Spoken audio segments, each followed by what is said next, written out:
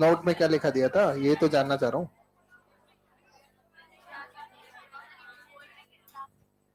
कौन कुछ बोल रही है?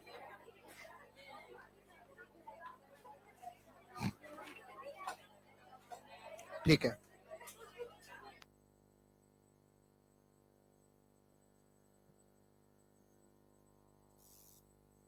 अब बोर्ड पे देखें आप लोग। सुने, नोट में एक पॉइंट तो आपने लिख लिया था, इलेक्ट्रॉन का रेस्ट मास कितना होता है? 0.00055 एमयू, और उस मास के इक्विवेलेंट जो एनर्जी है उसको रेस्ट मास एनर्जी बोलते हैं 0.511 मेगा इलेक्ट्रॉन वोल्ट। याद है आपको? एक क्वेश्चन भी करा था हमने उस पर। नोट में अगला पॉइंट लिख लो आप, नोट के अंदर अगला पॉइंट आप लिख लो। नोट में अगला पॉइंट आप लिखें, लिखो free neutrons are unstable. Free neutrons are unstable. Note में अगला पॉइंट है ना, free neutrons are unstable and they decay and they decay into free neutrons are unstable and they decay into proton. They decay into proton via beta minus decay. They decay into proton via beta minus decay. They decay into proton via beta minus decay. एक बार अब इधर board पे देख लो। देखो, मैं nucleus की बात नहीं कर रहा हूँ, न्यूक्लियस में न्यूट्रॉन भी होता है और प्रोटॉन्स भी होता है। मैं बात कर रहा हूँ फ्री न्यूट्रॉन्स के बारे में, मतलब ऐसा न्यूट्रॉन जो न्यूक्लियस का पार्ट नहीं है। न्यूक्लियस के बाहर अगर कोई न्यूट्रॉन है ना भाई, न्यूक्लियस अगर न्यूट्रॉन अगर न्यूक्लियस में है तो ठीक है, कोई दिक्कत नहीं। लेकिन अगर कोई ऐसा न्यूट्रॉन है जो न्यूक्लियस से बाहर है, ऐसे जो न्यूट्रॉन न्यूक्लियस से बाहर है ऐसे न्यूट्रॉन को आप बोलते हैं फ्री न्यूट्रॉन। क्या बोलते हैं? और जो फ्री न्यूट्रॉन्स है ना वो अनस्टेबल होता है। फ्री न्यूट्रॉन क्या होता है? वो डिके करके प्रोटॉन में बदल जाते हैं और बीटा नेगेटिव इमिशन के थ्रू वो प्रोटॉन में डिके हो जाते हैं। तो न्यूट्रॉन का डिके किस में जाता है? प्रोटॉन में, और इलेक्ट्रॉन और एंटी न्यूट्रॉन बनते हैं। तो ये न्यूट्रॉन की डिके करने की इक्वेशन है। तो न्यूट्रॉन अनस्टेबल होते हैं, याद रखना। वो किस में डिके कर जाता है? अच्छा, कौन से न्यूट्रॉन? न्यूक्लियस में जो न्यूट्रॉन्स होते हैं उनकी बात नहीं हो रही। फ्री न्यूट्रॉन, फ्री न्यूट्रॉन बोले तो न्यूक्लियस से बाहर अगर कोई न्यूट्रॉन है तो उसकी बात हो रही है, ठीक है ना? इक्वेशन लिख दो बेटा।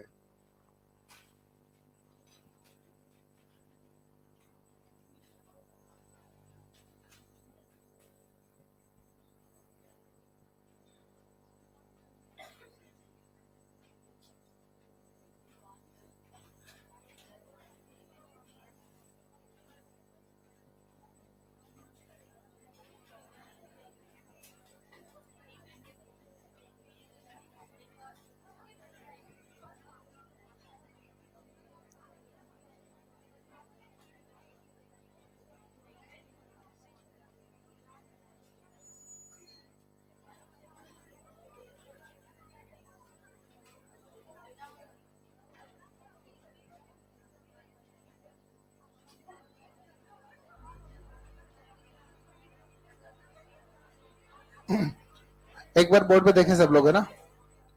एक बार बोर्ड पे देखें सब लोग। देखो, जो न्यूक्लियर रिएक्शन है, nuclear reaction can be written as, ये लिखा है मैंने ना। तो देखो, न्यूक्लियर रिएक्शन को लिखने का तरीका होता है, जैसे अगर इस तरह से कोई न्यूक्लियर रिएक्शन अगर लिखी गई है, तो मान लीजिए लिखा इस तरह से गया है एक्स ब्रैकेट में ए कोमा बी और फिर वाई। अगर किसी न्यूक्लियर रिएक्शन को अगर इस तरह से लिखा गया है तो इसका मतलब ये होता है कि एक्स और ए तो इस रिएक्शन के रिएक्टेंट्स होते हैं। एक्स और ए तो इस रिएक्शन के कौन होते हैं? और वाई और बी प्रोडक्ट्स होते हैं। एक्स और ए तो कौन हो गया? रिएक्टेंट। वाई और बी कौन हो गया? तो अगर आपको ये रिएक्शन अगर लिखनी है एक्स ए कोमा बी और वाई को अगर लिखना है तो आप इसको इस तरह से लिख सकते हैं एक्स प्लस ए, ये रिएक्टेंट हो गए एक्स और ए तो, और प्रोडक्ट्स हो गए वाई और बी, तो आप प्रोडक्ट्स में लिखते हो वाई प्लस बी, है ना? एक एग्जांपल देखो आप, यहाँ पर मैंने लिखा है एक्स ब्रैकेट में न्यूट्रॉन कोमा अल्फा, ब्रैकेट में क्या लिखा है? ये एन मतलब न्यूट्रॉन और अल्फा, अल्फा तो जानते ही 2He4 होता है, और ये लिथियम 7। मैंने बोला कि यार इस इक्वेशन में एक्स को आइडेंटिफाई करो आप, एक्स की डिटेल्स बताओ, एटॉमिक नंबर मास नंबर बताओ। क्या बता सकते हो? कितने बच्चे बता सकते हैं एक्स की डिटेल? पहले तो आप बस मुझे समझाओ कि इस रिएक्शन के रिएक्टेंट्स कौन है? एक्स और अब ये रिएक्टेंट है क्या? तो फिर अल्फा बोल रहे हो तुम, ये देखो ना रिएक्टेंट तो ये x plus neutron, x plus neutron इस रिएक्शन के रिएक्टेंट्स होगा ना, तो एक्स प्लस न्यूट्रॉन तो इस रिएक्शन के रिएक्टेंट्स हो गए। अच्छा बोलो इस रिएक्शन के प्रोडक्ट्स कौन हो गए? Lithium plus alpha. अच्छा अल्फा का मतलब 2He4, बोलो ये हो जाएगा ना, तो ये रिएक्शन के प्रोडक्ट्स हो गए। अब ध्यान से सुने, न्यूट्रॉन की अगर बात करें तो चार्ज इसका क्या होता है? 0, और एटॉमिक इसका मास नंबर होता है 1, है ना? कितने न्यूक्लियन है इसमें? 1। अब आपको ना इस एक्स की डिटेल चाहिए, और मैंने आपको बता रखा है कि कोई सी भी न्यूक्लियर रिएक्शन होती है उसके अंदर एटॉमिक नंबर रिएक्टेंट और प्रोडक्ट की तरह प्रोटॉन्स का नंबर बराबर होता है, चार्ज कंजर्वेशन होता है ना, और न्यूक्लियस का नंबर भी कंजर्व होता है, मास नंबर भी कंजर्व होता है। तो दोनों तरफ आप प्रोटॉन्स का नंबर बराबर कर दोगे और दोनों तरफ आप न्यूक्लियस का नंबर भी बराबर कर दोगे, उससे आपको जेड भी मिल जाएगा और ए भी मिल जाएगा इस एक्स का। बोलो क्लियर है? अच्छा इधर कितने प्रोटॉन्स हैं? 5, इधर भी 5 करने, इसमें कितने? 0, तो क्या पूरे 5 एक्स में होंगे? तो एक्स में कितने प्रोटॉन्स हैं? 5। और अगर आपने पता कर लिया यार एक्स में 5 प्रोटॉन है, तो एक्स का एटॉमिक नंबर 5 हो गया, और 5 एटॉमिक नंबर किसका होता है? बोरोन का। इसका मतलब आपने आइडेंटिफाई कर लिया कि एक्स कौन है? बोरोन, तो एक्स आपका बोरोन हो गया। बोरोन का एटॉमिक नंबर कितना? 5। अब मास नंबर अगर पता करना है तो दोनों तरफ न्यूक्लियस का नंबर भी आप बराबर कर दो, दोनों तरफ किसका नंबर बराबर कर दो? न्यूक्लियस का नंबर। अच्छा इधर कितने न्यूक्लियस हैं? 11। कितने हैं? एक इसमें है, तो क्या बचे 10 इसमें होंगे? तो इस बी में बोरोन के अंदर जो न्यूक्लियस का नंबर होगा वो कितना होगा? 10। तो आपने एक्स को आइडेंटिफाई कर लिया, एक्स का एटॉमिक नंबर तो कितना? 5, और मास नंबर कितना हो गया? 10। क्लियर है? लिख दो बेटा।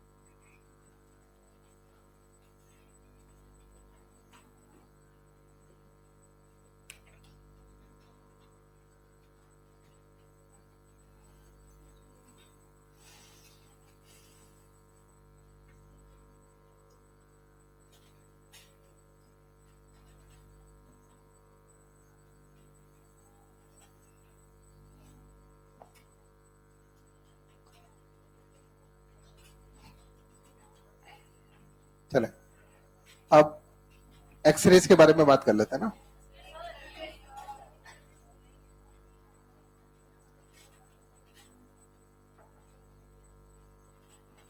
न्यूक्लियर फिजिक्स हो चुका पूरा है ना, अब एक्सरेज पर बात कर लेते हैं एक बार अपन। अब ध्यान से सुन ले। अच्छा एक्सरेज के बारे में लिखना नहीं है अपने को ना, मॉड्यूल में लगभग आधा पेज में लिख रखा है, वो जो बातें लिख रही है ना वो बातें मैं समझा देता हूँ आपको, रीडिंग वहीं से करना है इसकी, है ना, नोट्स में नहीं लिखना। पहले तो बता दूं कि न तो ये आपके सिलेबस के अंदर मेंशन है, नीट के सिलेबस की बात कर रहा हूँ, वहां पर भी मेंशन नहीं है, और दूसरी बात एनसीईआरटी में भी कहीं पर एक्सरे नहीं लिखा हुआ, ठीक है ना। तो कुछ थोड़ी बहुत बेसिक बेसिक बातें एक्सरे के बारे में लिख रखी है अपने मॉड्यूल के अंदर, तो वो जितना सा लिख रखा है उसमें उतनी सी अपन उसको पढ़ना है, उससे ज्यादा एक्सरे के बारे में कुछ भी नहीं पढ़ना अपने को। क्लियर है बात? चले देखे एक्सरेज क्या होता है। सबसे पहले तो बता दूं, एक्सरे जो है इलेक्ट्रोमैग्नेटिक वेव्स होती है। एक्सरेज क्या होती है? Electromagnetic wave. इलेक्ट्रोमैग्नेटिक वेव्स होती है, मतलब एक्सरे जो है वो फोटॉन्स होते हैं। X rays are electromagnetic waves. Electromagnetic waves किससे बनी मानते हैं? फोटॉन से। और ऐसे फोटॉन्स होते हैं, ऐसी इलेक्ट्रोमैग्नेटिक वेव होती है जिनकी वेवलेंथ होती है 0.1 एंगस्ट्रॉम से 10 एंगस्ट्रॉम के बीच। तो X rays are electromagnetic waves and wavelength of x-rays varies from 0.01 angstrom to 10 angstrom। जैसे आप लोग विजिबल लाइट की वेवलेंथ रेंज जानते हो ना, 4000 एंगस्ट्रॉम से 7000 एंगस्ट्रॉम, वैसे एक्सरे की वेवलेंथ रेंज भी याद रखनी है, 0.01 एंगस्ट्रॉम से 10 एंगस्ट्रॉम वेवलेंथ जो है वो एक्सरेज की होती है। ऐसे फोटॉन्स जिनकी वेवलेंथ होती है 0.01 एंगस्ट्रॉम से 10 एंगस्ट्रॉम के बीच, ये फोटॉन्स एक्सरे फोटॉन्स कहलाते हैं। बोलो क्लियर है बात? चलो ठीक है, ये तो बात एक्सरे के बारे में हो गई। अच्छा एक्सरेज को या ऐसे समझ लो कि एक्सरे का जो प्रोडक्शन होता है ना वो फोटो इलेक्ट्रिक इफेक्ट प्रोसेस का रिवर्स प्रोसेस होता है। फोटो इलेक्ट्रिक इफेक्ट आपने पढ़ रखा है? फोटो इलेक्ट्रिक इफेक्ट में आपने क्या पढ़ा, जैसे मान लो ये हमारे पास को एक मेटल है, मान लो ये हमारे पास एक मेटल है, आप क्या करते हो, इस मेटल पर लाइट इंसिडेंट करते हो, लाइट इंसिडेंट करते हो, और लाइट इंसिडेंट करने से इस मेटल से कौन एमिट होता है? इलेक्ट्रॉन्स एमिट होता है। अच्छा लाइट अगर इंसिडेंट कर रहे हो मतलब आप यहाँ पर फोटॉन्स को इंसिडेंट कर रहे हो, तो यहाँ पर फोटॉन्स को इंसिडेंट कर रहे हो और इलेक्ट्रॉन्स का एमिशन करवा रहे हो। फोटो इलेक्ट्रिक इफेक्ट की बात कर रहा हूँ। फोटो इलेक्ट्रिक इफेक्ट में आप फोटोन इंसिडेंट करके किसको एमिट करवा रहे हो, इलेक्ट्रॉन्स को एमिट करवा रहे हो। अब देखो एक्सरेज को प्रोड्यूस कैसे किया जाता है, एक्सरे को प्रोड्यूस करने के लिए फोटो इलेक्ट्रिक इफेक्ट का जो रिवर्स प्रोसेस है उसको यूज करते हैं। एक्सरेज के अंदर क्या करते हैं मैं आपको बताता हूँ। जैसे मान लीजिए ये सपोज मेरे पास कोई मेटल है, जैसे मान लो ये मेरे पास एक मेटल है सपोज, और यहां पर क्या करते हैं एक टंगस्टन का फिलामेंट लेते हैं। किसका फिलामेंट, इसको बैटरी के साथ जोड़ देते हैं, और जैसे बैटरी से जोड़ते हैं तो इस फिलामेंट में क्या होता है, करंट फ्लो होता है। करंट फ्लो होने की वजह से थोड़ी देर में ये फिलामेंट हीट अप हो जाता है, गर्म हो जाता है, ठीक है ना, टेम्परेचर बहुत ज्यादा हाई हो जाता है, और हाई टेम्परेचर होने पर इससे इलेक्ट्रॉन्स एमिट होना शुरू कर देते हैं। किससे इलेक्ट्रॉन्स एमिट होते हैं, टंगस्टन फिलामेंट से इलेक्ट्रॉन एमिट होता है, और यहाँ पर एक पोटेंशियल डिफरेंस हम अप्लाई करते हैं, बहुत हाई पोटेंशियल डिफरेंस अप्लाई करते हैं, किलो वोल्ट्स का पोटेंशियल डिफरेंस हम अप्लाई करते हैं। इस पोटेंशियल डिफरेंस को मैं डेल्टा वी से दिखा देता हूँ। तो ये पोटेंशियल डिफरेंस क्या करता है, ये जो किलो वोल्ट ऑर्डर का पोटेंशियल डिफरेंस आप अप्लाई करते हैं, ये पोटेंशियल डिफरेंस ये जो इलेक्ट्रॉन्स निकले ना टंगस्टन फिलामेंट्स हैं, इन इलेक्ट्रॉन्स को काइनेटिक एनर्जी प्रोवाइड करता है। और वैसे भी ये बात मैंने आपको बता रखी, इलेक्ट्रोस्टेट में बताई थी, इसके अंदर भी बताई थी, फोटो इलेक्ट्रिक इफेक्ट में भी।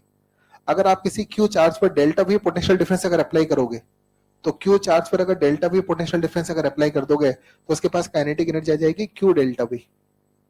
क्यू चार्ज पर delta V potential difference apply करने पर कितनी काइनेटिक एनर्जी आएगी, क्यू डेल्टा वी। आप यहाँ पर इलेक्ट्रॉन पर डेल्टा वी पोटेंशियल डिफरेंस लगा रहे हैं, तो बताइए इस पोटेंशियल डिफरेंस की वजह से क्या इलेक्ट्रॉन काइनेटिक एनर्जी एक्वायर कर लेगा, काइनेटिक एनर्जी, चार्ज कितना है इलेक्ट्रॉन का E, और पोटेंशियल डिफरेंस डेल्टा वी, तो E डेल्टा वी के बराबर ये काइनेटिक एनर्जी एक्वायर कर लेगा। और वैसे भी इलेक्ट्रॉन के बारे में तो डायरेक्ट ही पता है, अगर 1 वोल्ट पोटेंशियल डिफरेंस लगाते हो तो 1 electron volt kinetic energy acquire करता है, 10 वोल्ट अगर लगाते हो तो 10 इलेक्ट्रॉन वोल्ट एक्वायर करता है। और अगर मान लीजिए आपने suppose 10 kilo volt potential difference अगर लगा दिया तो 10 किलो इलेक्ट्रॉन वोल्ट एक्वायर कर लेगा। 15 किलो वोल्ट अगर लगा दिया तो 15 किलो इलेक्ट्रॉन वोल्ट एक्वायर कर लेगा। 1 वोल्ट लगाने पर 1 इलेक्ट्रॉन वोल्ट, 10 वोल्ट लगाने पर 10 इलेक्ट्रॉन वोल्ट, तो 15 किलो वोल्ट लगाने पर 15 किलो इलेक्ट्रॉन वोल्ट। तो कुल मिला के जब आप किलो वोल्ट ऑर्डर का पोटेंशियल डिफरेंस लगाते हो ना, किस ऑर्डर का, किलो वोल्ट ऑर्डर का पोटेंशियल डिफरेंस लगाते हो, तो किलो इलेक्ट्रॉन वोल्ट ऑर्डर की काइनेटिक एनर्जी एक्वायर कर लेगा। किस ऑर्डर की, किलो इलेक्ट्रॉन वोल्ट ऑर्डर की काइनेटिक एनर्जी एक्वायर कर लेगा।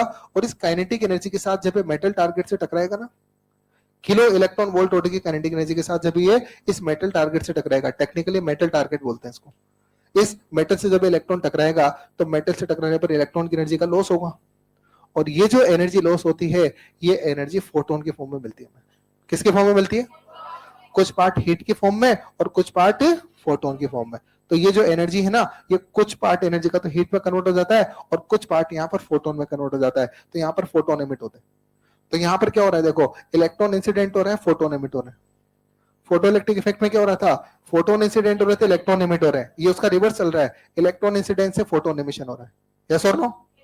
अब एक बात बताओ, जो फोटोन यहाँ पर इमिट होंगे उन फोटोन्स की काइनेटिक एनर्जी, इलेक्ट्रॉन उन फोटोन्स की जो एनर्जी, जो फोटोन्स एमिट होंगे ना, उन फोटोन्स की एनर्जी इन इलेक्ट्रॉन की काइनेटिक एनर्जी की या तो बराबर रहेगी या कम रहेगी। ज्यादा तो कैसे हो जाएगी, क्योंकि जो फोटोन्स एमिट हो रहे हैं वो एनर्जी कहां से आ रही है, इन इलेक्ट्रॉन की काइनेटिक एनर्जी का कुछ पार्ट ही तो फोटोन्स के फॉर्म में एमिट हो रहा है। तो जो फोटोन्स यहाँ पर एमिट होंगे उन फोटोन्स की जो एनर्जी रहेगी वो इलेक्ट्रॉन की काइनेटिक एनर्जी के बराबर या उससे कम रहेगी। तो बताइए maximum energy of photon will be equal to kinetic energy of electrons. Maximum energy of photons will be kinetic energy of electron. और बताइए मैक्सिमम एनर्जी लिखना है तो फोटोन की एनर्जी को बोलो hc बाय लैम्डा लिखते हैं, तो maximum energy that means hc by lambda minimum is equals to E into delta V। तो लैम्डा मिनिमम अगर आपको लिखना है तो बोलो लैम्डा मिनिमम कितना हो जाएगा, बोलो hc अपॉन में E डेल्टा V। और इस hc को लिखना आप जानते ही हो 12400, जानते हो ना। तो ये इस एक्सरे की मिनिमम वेवलेंथ का फॉर्मूला आपके पास आ गया। इस मिनिमम वेवलेंथ को बोलते हैं कट ऑफ वेवलेंथ। क्या बोलते हैं इसको, कट ऑफ वेवलेंथ बोलते हैं कि मिनिमम कितनी वेवलेंथ के एक्सरे फोटोन्स यहां से प्रोड्यूस होंगे, तो इस फॉर्मूला में वैल्यू रख के निकाल लो। जैसे मैं आपको दे दूं कि 10 किलोवोल्ट पोटेंशियल डिफरेंस लगाने पर कितनी मिनिमम वेवलेंथ के फोटोन यहां पर प्रोड्यूस होंगे, तो बस डेल्टा भी रख देना, बाकी सारी वैल्यूज तो आप जानते हैं कांस्टेंट है। बोलो क्लियर है। तो एक्सरे फोटोन्स की मिनिमम वेवलेंथ आप इस वाले फॉर्मूला से कैलकुलेट कर सकते हैं, ठीक है भाई। अच्छा देखो एक्सरे को उनकी पेनिट्रेशन पावर के बिहाफ पर अपन दो कैटेगरी में बांट सकते हैं, एक तो हार्ड एक्सरे और एक सॉफ्ट एक्सरे। हार्ड एक्सरे जिनके फोटोन्स की एनर्जी ज्यादा है, शॉर्ट एक्सरे जिनकी एनर्जी कंपैरेटिवली कम है, और एक्सरे का स्पेक्ट्रम बनाया जाता है, अपन नहीं बनाते। एक्सरे को स्पेक्ट्रम के बिहाफ पर भी अपन दो पार्ट में डिवाइड कर सकते हैं, एक तो कैरेक्टरिस्टिक स्पेक्ट्रम और एक कॉन्टिन्यूस स्पेक्ट्रम। बस ये याद रखने वाली बात है। बोलो क्लियर है? अब इतनी बातें अपने को एक्सरे के बारे में याद रखनी, काम की। देखो ये सब मॉड्यूल में लिख रखा है आपने, रीड करो एक बार जो बच्चे मॉड्यूल लाए, और जो लाए अपने आसपास वालों को भी दिखा देना, जो नहीं लाए उनको।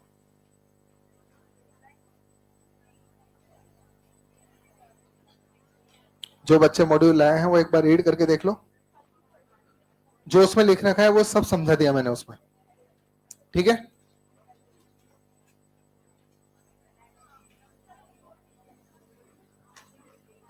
अब अगली क्लास में न्यूक्लियर फिजिक्स का जो भी रिमेनिंग होमवर्क है वो सारा डिस्कस होगा, ठीक है भाई। नेक्स्ट क्लास में न्यूक्लियर फिजिक्स का जो भी रिमेनिंग होमवर्क है वो सारा डिस्कस होगा। तो मॉडर्न फिजिक्स आपका कंप्लीट है मेरी तरफ से। हाँ, ये चैप्टर मेरी तरफ से पूरा कंप्लीट है। चलो अब स्टार्ट करते हैं सेमीकंडक्टर।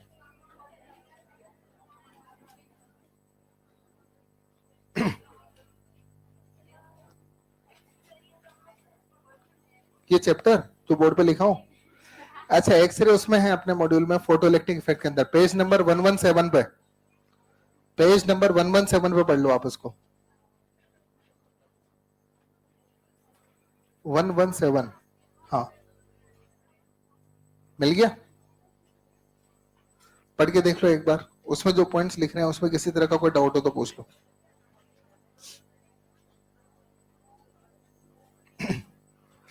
चलिए लास्ट चैप्टर सेमीकंडक्टर, ठीक है। चलिए इधर देखो, सेमीकंडक्टर पर बात करते हैं अपन। ये दिवाली के पहले नहीं हो पाएगा पूरा, मतलब दिवाली के बाद मुश्किल से 1 या 2 क्लास लेनी पड़ेगी बस, दिवाली की वेकेशन के बाद।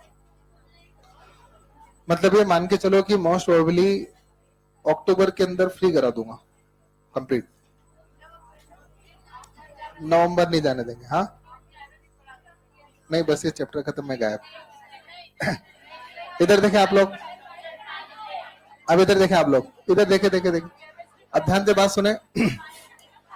अब सेमीकंडक्टर स्टार्ट करते हैं।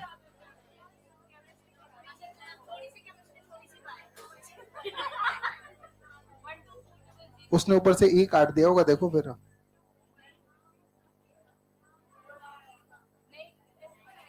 मर गया, तो उसमें मिस प्रिंट हो रहा होगा फिर, और क्या है। हाँ तो मिस प्रिंट होगा ना उसमें। अरे देख वो, अरे वो वोल्ट कर दिया ना यार, काट तो दिया। ई कहाँ लिख रहा है 12400 के साथ में, ई कट तो गया उसमें, देखो ना, मैं ये तो कह रहा हूँ ना ई कट रहा होगा उसमें, तुम कह रहे हो ई लिखा है, मेरे को तो नहीं दिख रहा ई लिखा हुआ उसमें। वो वोल्ट पे रह गया ना, तो फिर ई कट गया ना उसमें, अब तभी तो नीचे का ई काटा उसने।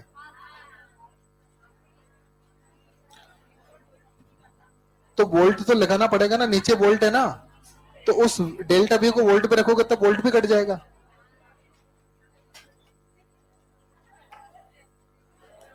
चलिए इधर देखें आप लोग, इधर देखें। अभी स्टार्ट करते हैं सेमीकंडक्टर को, ठीक है। अच्छा सबसे पहले तो इस चैप्टर का वेटेज बता देता हूँ। 2 से 3 क्वेश्चन का वेटेज होता है इस चैप्टर का, ठीक है ना। 2 से 3 क्वेश्चन हर साल एग्जाम में इस चैप्टर से पूछे जाते ही जाते हैं, ये याद रखना, फिक्स है ये।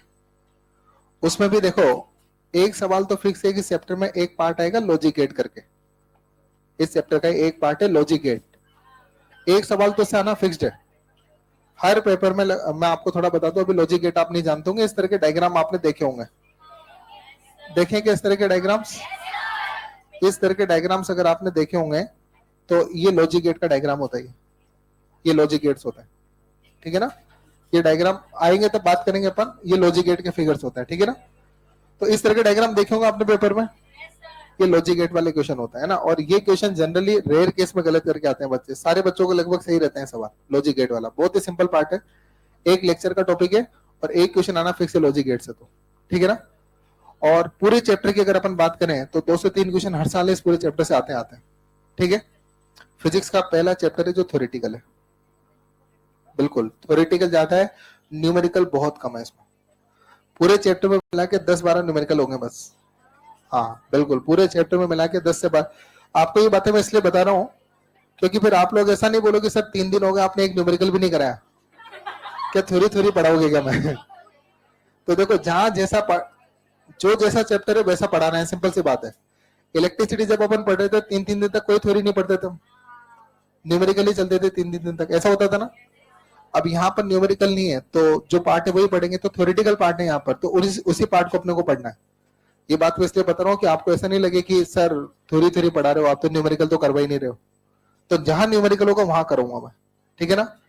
मैक्सिमम पार्ट थ्योरेटिकल है, और थ्योरेटिकल है तो फिर ऑब्वियस सी बात है समझाएंगे पूरा, लेकिन अल्टीमेटली रटना आपको है। समझाऊंगा तो सही मैं पूरा, हर एक चीज को लॉजिक के साथ बताऊंगा अल्टीमेटली, लेकिन एग्जाम में सीधे फैक्ट्स याद रख के जाना होता है।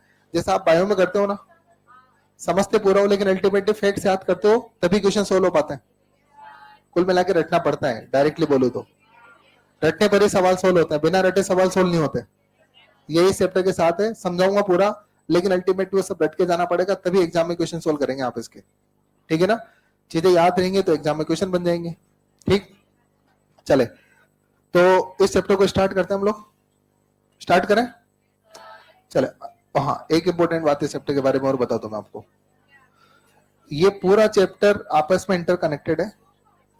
अगर कहीं भी बीच में कोई क्लास छूट गई, कोई सोता होता है जैसे मान लो बीच में किसी को नींद आ जाती है, मतलब ठीक है ना, बीच में अगर किसी की भी कोई क्लास अगर छूट गई ना इसके अंदर, तो ये मान के चलो कोई क्लास अगर छूटी ना तो अगली क्लास में उसको कनेक्ट करने में बहुत परेशानी आ जाएगी इस चैप्टर के अंदर। ये इस चैप्टर की स्पेशलिटी पहले बता दो, बाकी चैप्टर में तो नहीं बोला मैंने कभी ऐसा, हालांकि होता बाकी चैप्टर में भी ऐसा, लेकिन इस चैप्टर में थोड़ा ज्यादा होता है। अगर बीच में कोई भी क्लास अगर आपने छोड़ी ना तो अगली क्लास को समझने में मुश्किल आ जाएगी, आपको पहले बता दूं। और फिर अगली क्लास समझ में नहीं आया तो मेरे से मत बोलना कि सर समझ में नहीं आया। अगर क्लास छोड़ रहे हो तो आगे बोलना है मत कि सर इस क्लास का समझ में नहीं आया, पिछली क्लास अगर छोड़ी है तो, और रेगुलर क्लासेस अटेंड करिए तो पूरा समझ में आएगा, बात की मेरी गारंटी, ठीक है ना। चलो स्टार्ट करें। चलो तो देखो सेमीकंडक्टर के बारे में अगर अपन बात करें, अच्छा देखो अगर अपन बातें करना बंद करें सब, अब सुने अब ध्यान से। अगर अपन बात करें कि मटेरियल्स को अगर हम क्लासिफाई करें उनकी रेजिस्टिविटी और कंडक्टिविटी के बेसिस पर, तो 3 कैटेगरी में अपन उनको क्लासिफाई कर सकते हैं। कितनी कैटेगरी में? तो ये हाईलाइटर से वो नेल पेंट लगा रही है, ये बच्चों वाला हरकत क्यों करते हो तुम लोग? चलो इधर देखो तुम लोग, अगर अपन मटेरियल को क्लासिफाई करें on the basis of conductivity and resistivity, तो अपन 3 कैटेगरी में क्लासिफाई कर सकते हैं। कौन कौन सी कैटेगरी देखो जरा आप लोग बताओ, आप बताओ देखें, लिख दो सर, आप दिमाग नहीं लगाना है।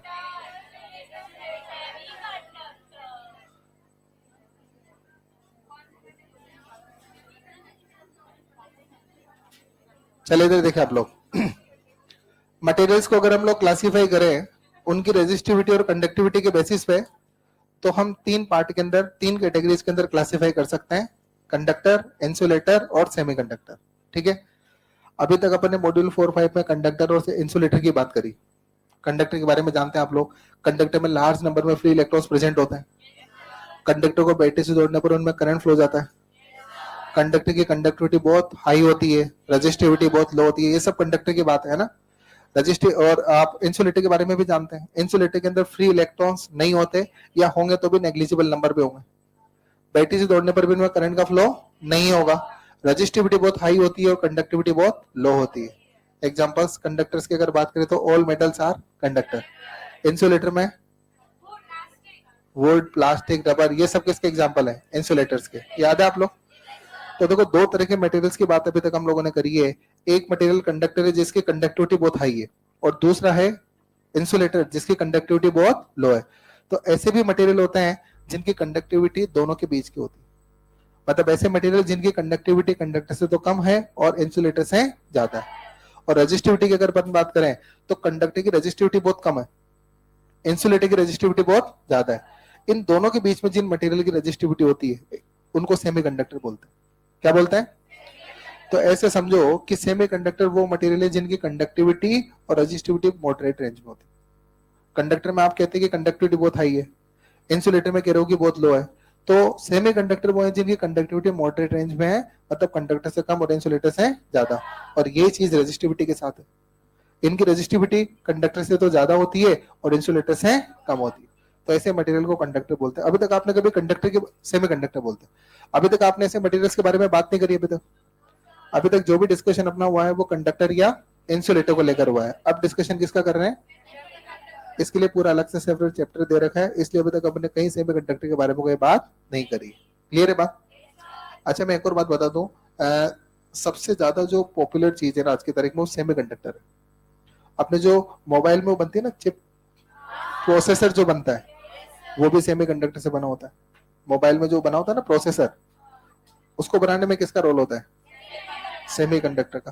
देखो आपने अगर देखा हो तो थोड़ा बहुत अगर आप लोग जानते होंगे कि पहले जो कंप्यूटर बना था उसका साइज बहुत ज्यादा बड़ा था, एक पूरे रूम के बराबर साइज का कंप्यूटर था, याद है? और टाइम बढ़ता गया और कंप्यूटर का साइज छोटा होता गया। एक तरीके से अपन जो मोबाइल लेके घूमते हैं एक छोटा कंप्यूटर ही, अरे वही तो है ना। तो ये जो ड्रास्टिकली साइज चेंज करने के पीछे का जो कारण है, इसका मेन रीजन है सेमीकंडक्टर्स। क्या है? जैसे जैसे सेमीकंडक्टर का इन्वेंशन हुआ तो इन सभी डिवाइसेस को बनाने में किसका यूज हुआ? सेमीकंडक्टर का। और सेमी कंडक्टिंग डिवाइसेस का फायदा क्या होता है? एक तो साइज बहुत स्मॉल रहता है इनका, और दूसरी बात एनर्जी कंजम्पशन काफी कम होता है। साइज भी स्मॉल होता है और एनर्जी कंजम्पशन भी कम होता है। क्लियर है बात? तो एनर्जी कंजम्पशन भी कम करते हैं सेमीकंडक्टिंग मटेरियल, और दूसरी बात सेमीकंडक्टर का यूज करके अगर कोई डिवाइस बनाता है तो उसका साइज भी काफी कॉम्पैक्ट रहता है, काफी स्मॉल साइज के अंदर वो डिवाइस बन जाता है। तो ये सेमीकंडक्टर का बहुत बड़ा रोल होता है। ठीक है, क्या होता है सेमीकंडक्टर, कैसे काम करते हैं, ये सारा इस चैप्टर के अंदर अपने को पढ़ना है। ठीक है, पहले कुछ बेसिक बातें बता देता हूँ मैं आपको। अच्छा देखो, इलेक्ट्रिसिटी के अंदर मैंने आपको बताया था कि जो मटेरियल होता है ना, उनका रेजिस्टेंस और रेजिस्टिविटी ये दोनों टेम्परेचर पर डिपेंड करते हैं। रेजिस्टेंस और रेजिस्टिविटी दोनों किस पे डिपेंड करते हैं? और रिलेशन भी बताया था इसका मैंने। रेजिस्टेंस का टेम्परेचर के साथ रिलेशन क्या बताया था, बताओ? R equals to R nought 1 plus alpha delta T. Resistivity का भी सेम रिलेशन था, rho equals to rho nought 1 plus alpha delta T. क्या बोलो, ये रिलेशन था ना? अच्छा, जहां पर पता है इस अल्फा का मतलब क्या था? टेम्परेचर। हालांकि को कुछ याद नहीं है तुम्हें, लिखने के बाद बोलते हो। टेम्परेचर कोफिशिएंट ऑफ रेजिस्टेंस, तो इस अल्फा का मतलब था टेम्परेचर कोफिशिएंट ऑफ रेजिस्टेंस, ये इस अल्फा का मतलब था, याद है? अच्छा, अगर अपन कंडक्टर्स के बारे में अगर अपन बात करें तो कंडक्टर्स का जो अल्फा होता है ना वो पॉजिटिव होता है। कंडक्टर्स का अल्फा क्या होता है? अच्छा, इंसुलेटर्स की अगर अपन बात करें तो इंसुलेटर का जो अल्फा होता है वो नेगेटिव होता है, लेकिन बहुत स्मॉल होता है, बहुत ही स्मॉल वैल्यू होती है, बहुत नेग्लिजिबल वैल्यू इंसुलेटर के अल्फा की होती है, नेगेटिव बट वेरी स्मॉल। अच्छा, सेमीकंडक्टर्स की अगर अपन बात करें तो अल्फा नेगेटिव होता है बट कंसिडरेबल होता है। देखो, कंडक्टर्स का अल्फा पॉजिटिव होता है, सेमीकंडक्टर का भी नेगेटिव होता है और इंसुलेटर का भी नेगेटिव होता है। इंसुलेटर का तो नेगेटिव और बहुत छोटा होता है, बहुत स्मॉल होता है, मतलब नेग्लिजिबल होता है। सेमीकंडक्टर में नेगेटिव तो होता है बट कंसिडरेबल होता है। अब इससे क्या होगा, जरा ध्यान से समझना। अगर आप कंडक्टर का अगर टेम्परेचर इंक्रीज करोगे, किसका टेम्परेचर बढ़ाओगे? कंडक्टर्स का अगर टेम्परेचर बढ़ाओगे तो देखो अल्फा पॉजिटिव है ना, तो टेम्परेचर बढ़ने से ये टर्म ऐड होगी सब्ट्रैक्ट होगी? ऐड होगी। और सिंपल सी बात, अगर ये टर्म ऐड होगी तो रेजिस्टेंस क्या होगा? बढ़ेगा। तो कंडक्टर्स का टेम्परेचर बढ़ने से उनका रेजिस्टेंस बढ़ता है। रेजिस्टिविटी भी सेम रिलेशन है ना, रेजिस्टिविटी बढ़ती है और रेजिस्टिविटी कंडक्टिविटी इनवर्स होता है। रेजिस्टिविटी बढ़ती है और कंडक्टिविटी कम होती है। बोलो क्लियर है? तो और ये सब आप पहले से जानते हो, ये कोई नई बात इस चैप्टर की नहीं है, ये तो इलेक्ट्रिसिटी से जानते हो आप लोग कि जब कंडक्टर का टेम्परेचर बढ़ता है तो रेजिस्टेंस बढ़ता है, रेजिस्टिविटी बढ़ती है और कंडक्टिविटी कम होती है। क्लियर है बात? अच्छा, और अगर एग्जांपल की अपन बात करें तो जितनी भी मेटल्स हैं वो सब कौन है? कंडक्टर। तो ऑल मेटल्स आर कंडक्टर्स, ये आप जानते ही। अच्छा, अब देखो इंसुलेटर्स की बात करें, अल्फा नेगेटिव है लेकिन बहुत स्मॉल और नेग्लिजिबल है। तो जब आप टेम्परेचर चेंज करोगे तो ये टर्म सब्ट्रैक्ट होगी क्योंकि अल्फा माइनस है, लेकिन इसका वैल्यू बहुत नेग्लिजिबल है ना। अल्फा अगर बहुत स्मॉल है तो ये वाली टर्म भी बहुत नेग्लिजिबल होगी, बहुत स्मॉल होगी। और बहुत स्मॉल टर्म को माइनस करने से कोई खास फर्क नहीं पड़ेगा, और कोई खास फर्क नहीं पड़ेगा तो अपन बोलेंगे कि रेजिस्टेंस टेम्परेचर के साथ वेरी नहीं करेगा। तो इंसुलेटर का रेजिस्टेंस है ना टेम्परेचर के साथ वेरी नहीं करता। टेम्परेचर भी आर भी टेम्परेचर के साथ वेरी नहीं करेगा, रो भी टेम्परेचर के साथ वेरी नहीं करेगा, मतलब रो भी टेम्परेचर चेंज करने पर कांस्टेंट ही रहेगा। बोलो, रेजिस्टेंस टेम्परेचर चेंज करेंगे तो चेंज होगा कि कांस्टेंट रहेगा? कांस्टेंट रहेगा कि चेंज होगा? तो बताइए, अगर आप टेम्परेचर इंक्रीज करते हैं इंसुलेटर्स का तो बोलो आर क्या रहेगा? तो इनका आर कांस्टेंट रहेगा, रो क्या रहेगा? कांस्टेंट रहेगा, और सिग्मा भी क्या रहेगा? तो ये सारे पैरामीटर्स कांस्टेंट रहेंगे, है ना। किसकी बात कर रहा हूं? इंसुलेटर की। इंसुलेटर की अगर एग्जांपल की बात करें तो वुड हो गया, प्लास्टिक हो गया, रबड़ हो गया, ठीक है भाई। अच्छा, सेमीकंडक्टर्स की अगर बात करें तो बोलो अल्फा नेगेटिव होता है, नेग्लिजिबल या कंसिडरेबल? अल्फा नेग्लिजिबल भी होता है और कंसिडरेबल भी होता है। तो जब आप टेम्परेचर बढ़ाओगे तो ये टर्म सब्ट्रैक्ट होगी ना, और ये टर्म अगर सब्ट्रैक्ट हो रही है टेम्परेचर बढ़ाने पर, तो बताओ, मैं बोलूंगा कि टेम्परेचर बढ़ने से रेजिस्टेंस कम, रेजिस्टिविटी भी कम, रेजिस्टिव और कंडक्टिविटी ज्यादा। तो अगर आप सेमीकंडक्टर का टेम्परेचर अगर रेज करते हैं तो टेम्परेचर रेज करने से रेजिस्टेंस कम, रेजिस्टिविटी कम, कंडक्टिविटी ज्यादा। अच्छा, एग्जांपल क्या होता है? सिलिकॉन, जर्मेनियम, एक कंपाउंड होता है गैलियम आर्सेनाइड। ये किसके एग्जांपल है? सेमीकंडक्टर। सिलिकॉन एटम जो है वो सेमीकंडक्टर है। गैस का है गैलियम आर्सेनाइड। गैलियम आर्सेनाइड कैसे लिखोगे तुम लोग? सिलिकॉन, जर्मेनियम, गैलियम आर्सेनाइड, ये सब किसके एग्जांपल है? सेमीकंडक्टर के एग्जांपल्स हैं सब। क्लियर है मामला? कोई कंफ्यूजन किसी को? लिख दो, एक लाइन लिख के लिख देना, फिर लिख दो आप इसमें, on the basis of conductivity and resistivity, on the basis of conductivity and resistivity, material can be classified on the basis of conductivity and resistivity, materials can be classified into three categories. Materials can be classified into three categories. Copy कर दो boards. और time कम मिलता है ना लिखने के लिए, ये दिमाग में लिखते हुए ये दिमाग में ध्यान रखें।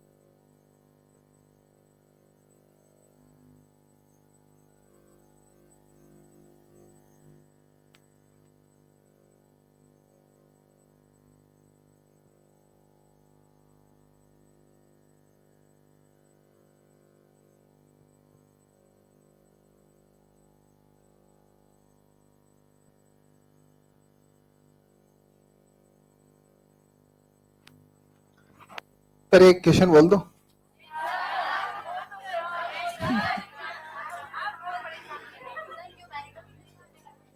नहीं, न्यूमेरिकल थ्योरेटिकल तो बना सकता हूँ ना क्वेश्चन इस पे। न्यूमेरिकल आएंगे तब आएंगे, लेकिन थ्योरेटिकल तो बना ही सकता हूँ।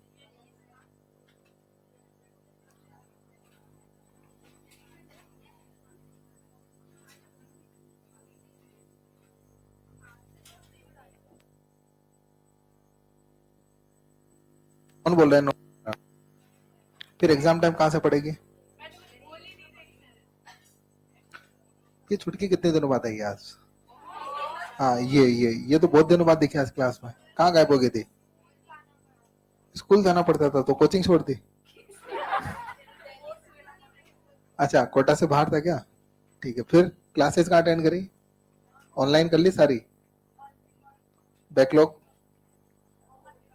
बहुत कम है, बस एक दो क्लास का ही है ना? ठीक है।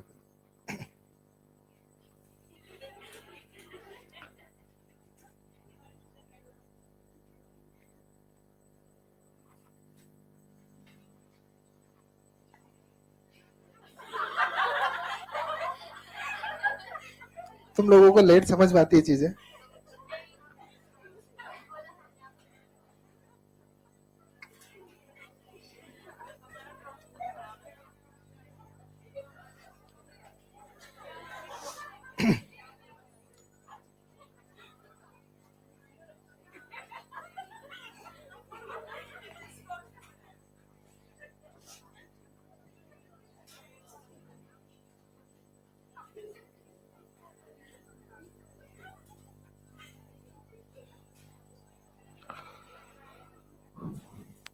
अगर आपने लिख लिया हो तो मैं एक क्वेश्चन बोल रहा हूँ, आप नहीं लिखा है तो जगह छोड़ दो, कोई बात नहीं, जगह छोड़ दो।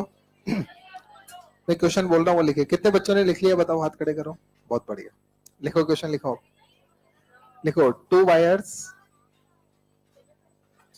Wires A and B, two wires A and B are made from different material. Two wires A and B are made from different materials. When they are cooled down, when they are cooled down, then resistivity of A, they are cooled down, resistivity of A decreases. Resistivity of A decreases, but resistivity of B, but resistivity of B increases. Resistivity of A decreases, but resistivity of B decreases. हाँ, increases. Resistivity of B increases. ठीक है? Then और इसमें option लिख लो, option लिख लो इसमें। First है इसमें both A and B are conductors. Both A and B are conductors. Second, third, both A and B are semiconductors. कौन सा आंसर जाएगा? थर्ड जाएगा। बोनस कर दो इसको। both A and B are semiconductors. Third option लिखें, A is conductor, B is semiconductor. यही है, फोर्थ नहीं है, आंसर यही है। A is conductor, B is semiconductor. Exam में तुक्के मार के आते हैं क्या अपन? A is conductor, B is semiconductor. And fourth is A is semiconductor, B is conductor. बताओ आंसर, बोलो क्या? Third answer? ठीक है, देखो समझ लेते हैं फिर भी एक बार, सी किस तरह से सही है। अच्छा, पहले तो एक बात बताओ, ध्यान से सुने आप लोग। अगर ए और बी दोनों की अगर अपन बात करें, ए और बी अगर दोनों की अपन बात करें, तो टेम्परेचर दोनों का ही कम हो रहा है ना। कूल डाउन कर रहे हैं मतलब टेम्परेचर दोनों का क्या हो रहा है? कम। अच्छा, टेम्परेचर कम हो रहा है, टेम्परेचर ए का भी कम हो रहा है और बी का भी कम हो रहा है। अच्छा, ए का टेम्परेचर कम होने से इसका रो कम हो रहा है, रजिस्टिविटी कम हो रही है। बी का टेम्परेचर कम होने से इसका रो बढ़ रहा है, टेम्परेचर कम होने से इसका रो क्या हो रहा है? बढ़ रहा है। बोलो क्लियर है? उसका टेम्परेचर कम होने से रेजिस्टेंस, उसकी रेजिस्टिविटी कम हो रही है, इसका टेम्परेचर कम होने से रेजिस्टिविटी बढ़ रही है। अच्छा, टेम्परेचर कम होने से रेजिस्टिविटी अगर कम हो रही है तो यहां से कंक्लूजन आ गया कि अल्फा इसका पॉजिटिव है। कंक्लूजन निकाल लिया कि अल्फा क्या है? पॉजिटिव। और अल्फा अगर पॉजिटिव है तो यहां से कंक्लूजन आ गया कि यार ये तो कंडक्टर है। तो बोलो ए तो कौन हुआ? कंडक्टर हुआ ना। यहां पर टेम्परेचर कम होने से रो बढ़ रहा है, टेम्परेचर कम होने से रो अगर बढ़ रहा है इसका मतलब अल्फा क्या हुआ? नेगेटिव है।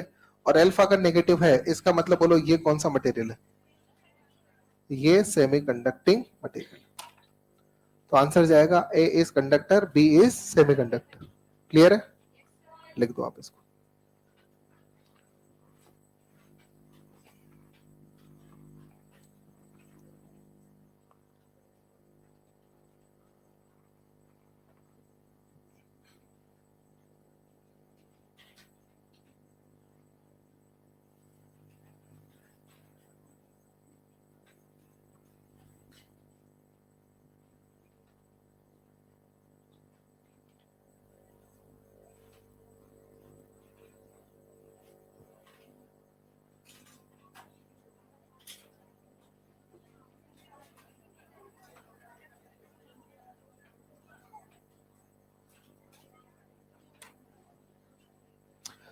ये डायग्राम बना दो पहले आप।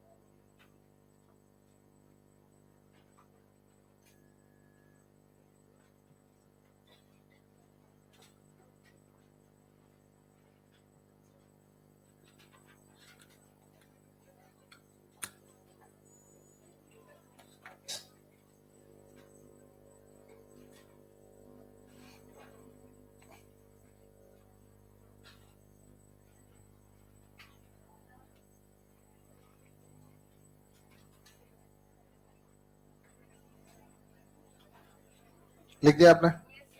डायग्राम बन गया। इसमें दो क्वेश्चन लिखेंगे। फर्स्ट आप इसमें लिखें, if silicon block is heated, if silicon block is heated, then what will be change in reading of ammeter? If silicon block is heated, then what will be change in reading of ammeter? What will be change in reading of ammeter? ठीक है, second आप इसमें लिखेंगे, to keep reading of ammeter is constant, to keep reading of ammeter is constant, value of capital R should be increase or decrease. Value of capital R should be increase or decrease? Question mark.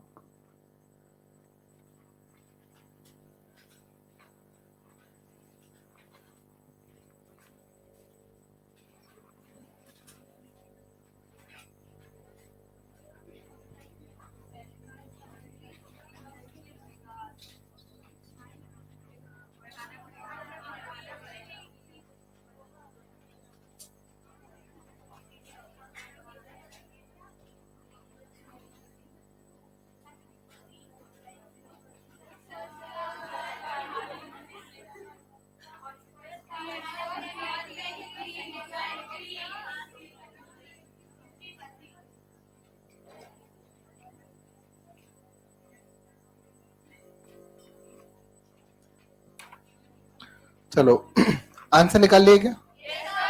कितने बच्चों का answer आ गया बताओ? Answer क्या है?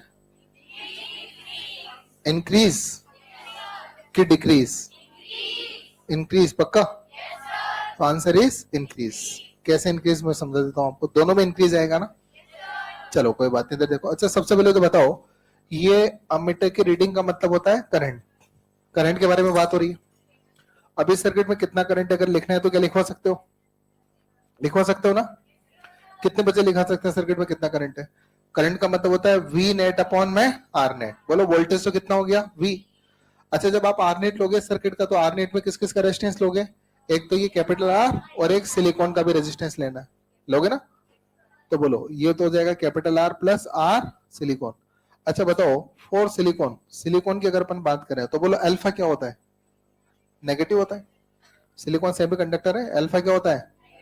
और alpha का negative है। तो आप ही बताओ, टेम्परेचर बढ़ा रहे हो, हीट करने का मतलब क्या बढ़ा रहे हो? टेम्परेचर। तो टेम्परेचर अगर बढ़ा रहे हो तो बोलो आर सिलिकॉन क्या होगा? कम। और आर सिलिकॉन अगर आप कम कर रहे हो ना, अगर आप आर सिलिकॉन अगर कम कर रहे हो, सिलिकॉन का रेजिस्टेंस अगर कम कर रहे हो, तो बताओ करंट की वैल्यू बढ़ जाएगी। और करंट की वैल्यू अगर बढ़ जाएगी तो अमीटर की रीडिंग बढ़ जाएगी। तो पहला का आंसर तो हो गया, reading of ammeter will increase. Reading of ammeter will increase. ये तो फर्स्ट पार्ट का आंसर हो गया। फॉलो क्लियर है? चलो बेटा सेकंड पार्ट को देखो आप एक बार इधर। सेकंड पार्ट को देखो। अच्छा करंट को वापस लिखता हूं एक बार मैं। करंट है V अपॉन में R प्लस आर सिलिकॉन। ये करंट का फॉर्मूला हो गया। ठीक है भाई।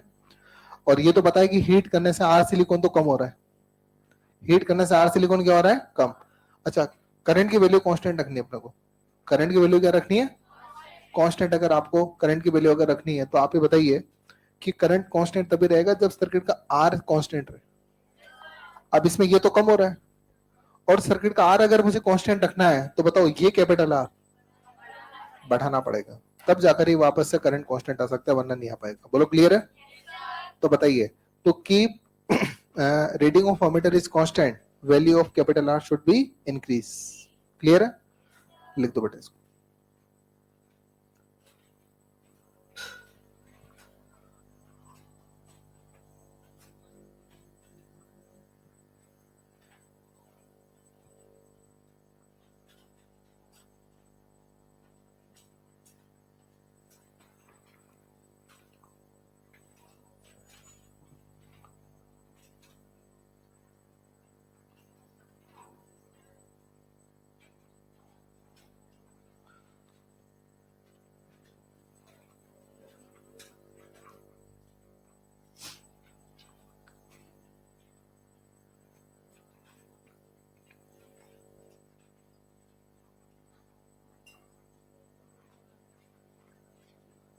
देखो अच्छा इसमें लिख देना लास्ट में ना, टू कीप, इसमें लिख भी देना, डिस्क्राइब कर देना इसको, to keep reading of ammeter,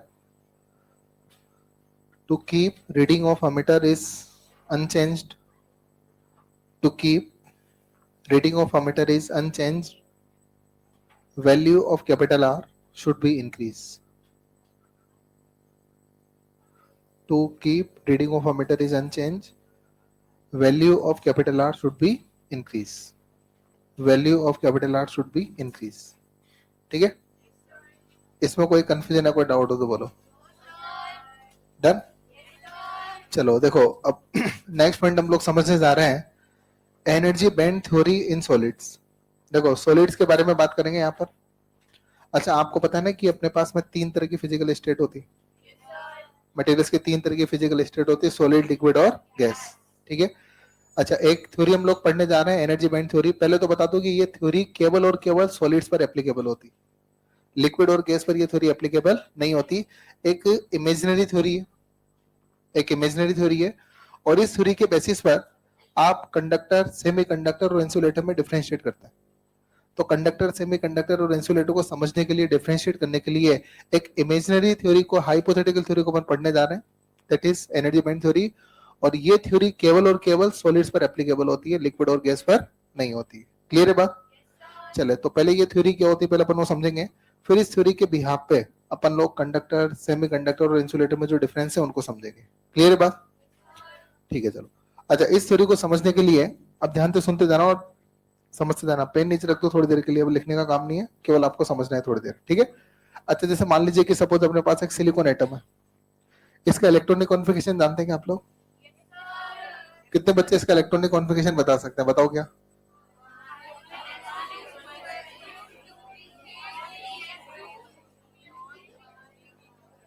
अरे केमिस्ट्री का सिंपल सा सवाल है, तो कितने बच्चे इसका इलेक्ट्रॉनिक कॉन्फ़िगरेशन बता सकते हैं? बोलो फटाफट से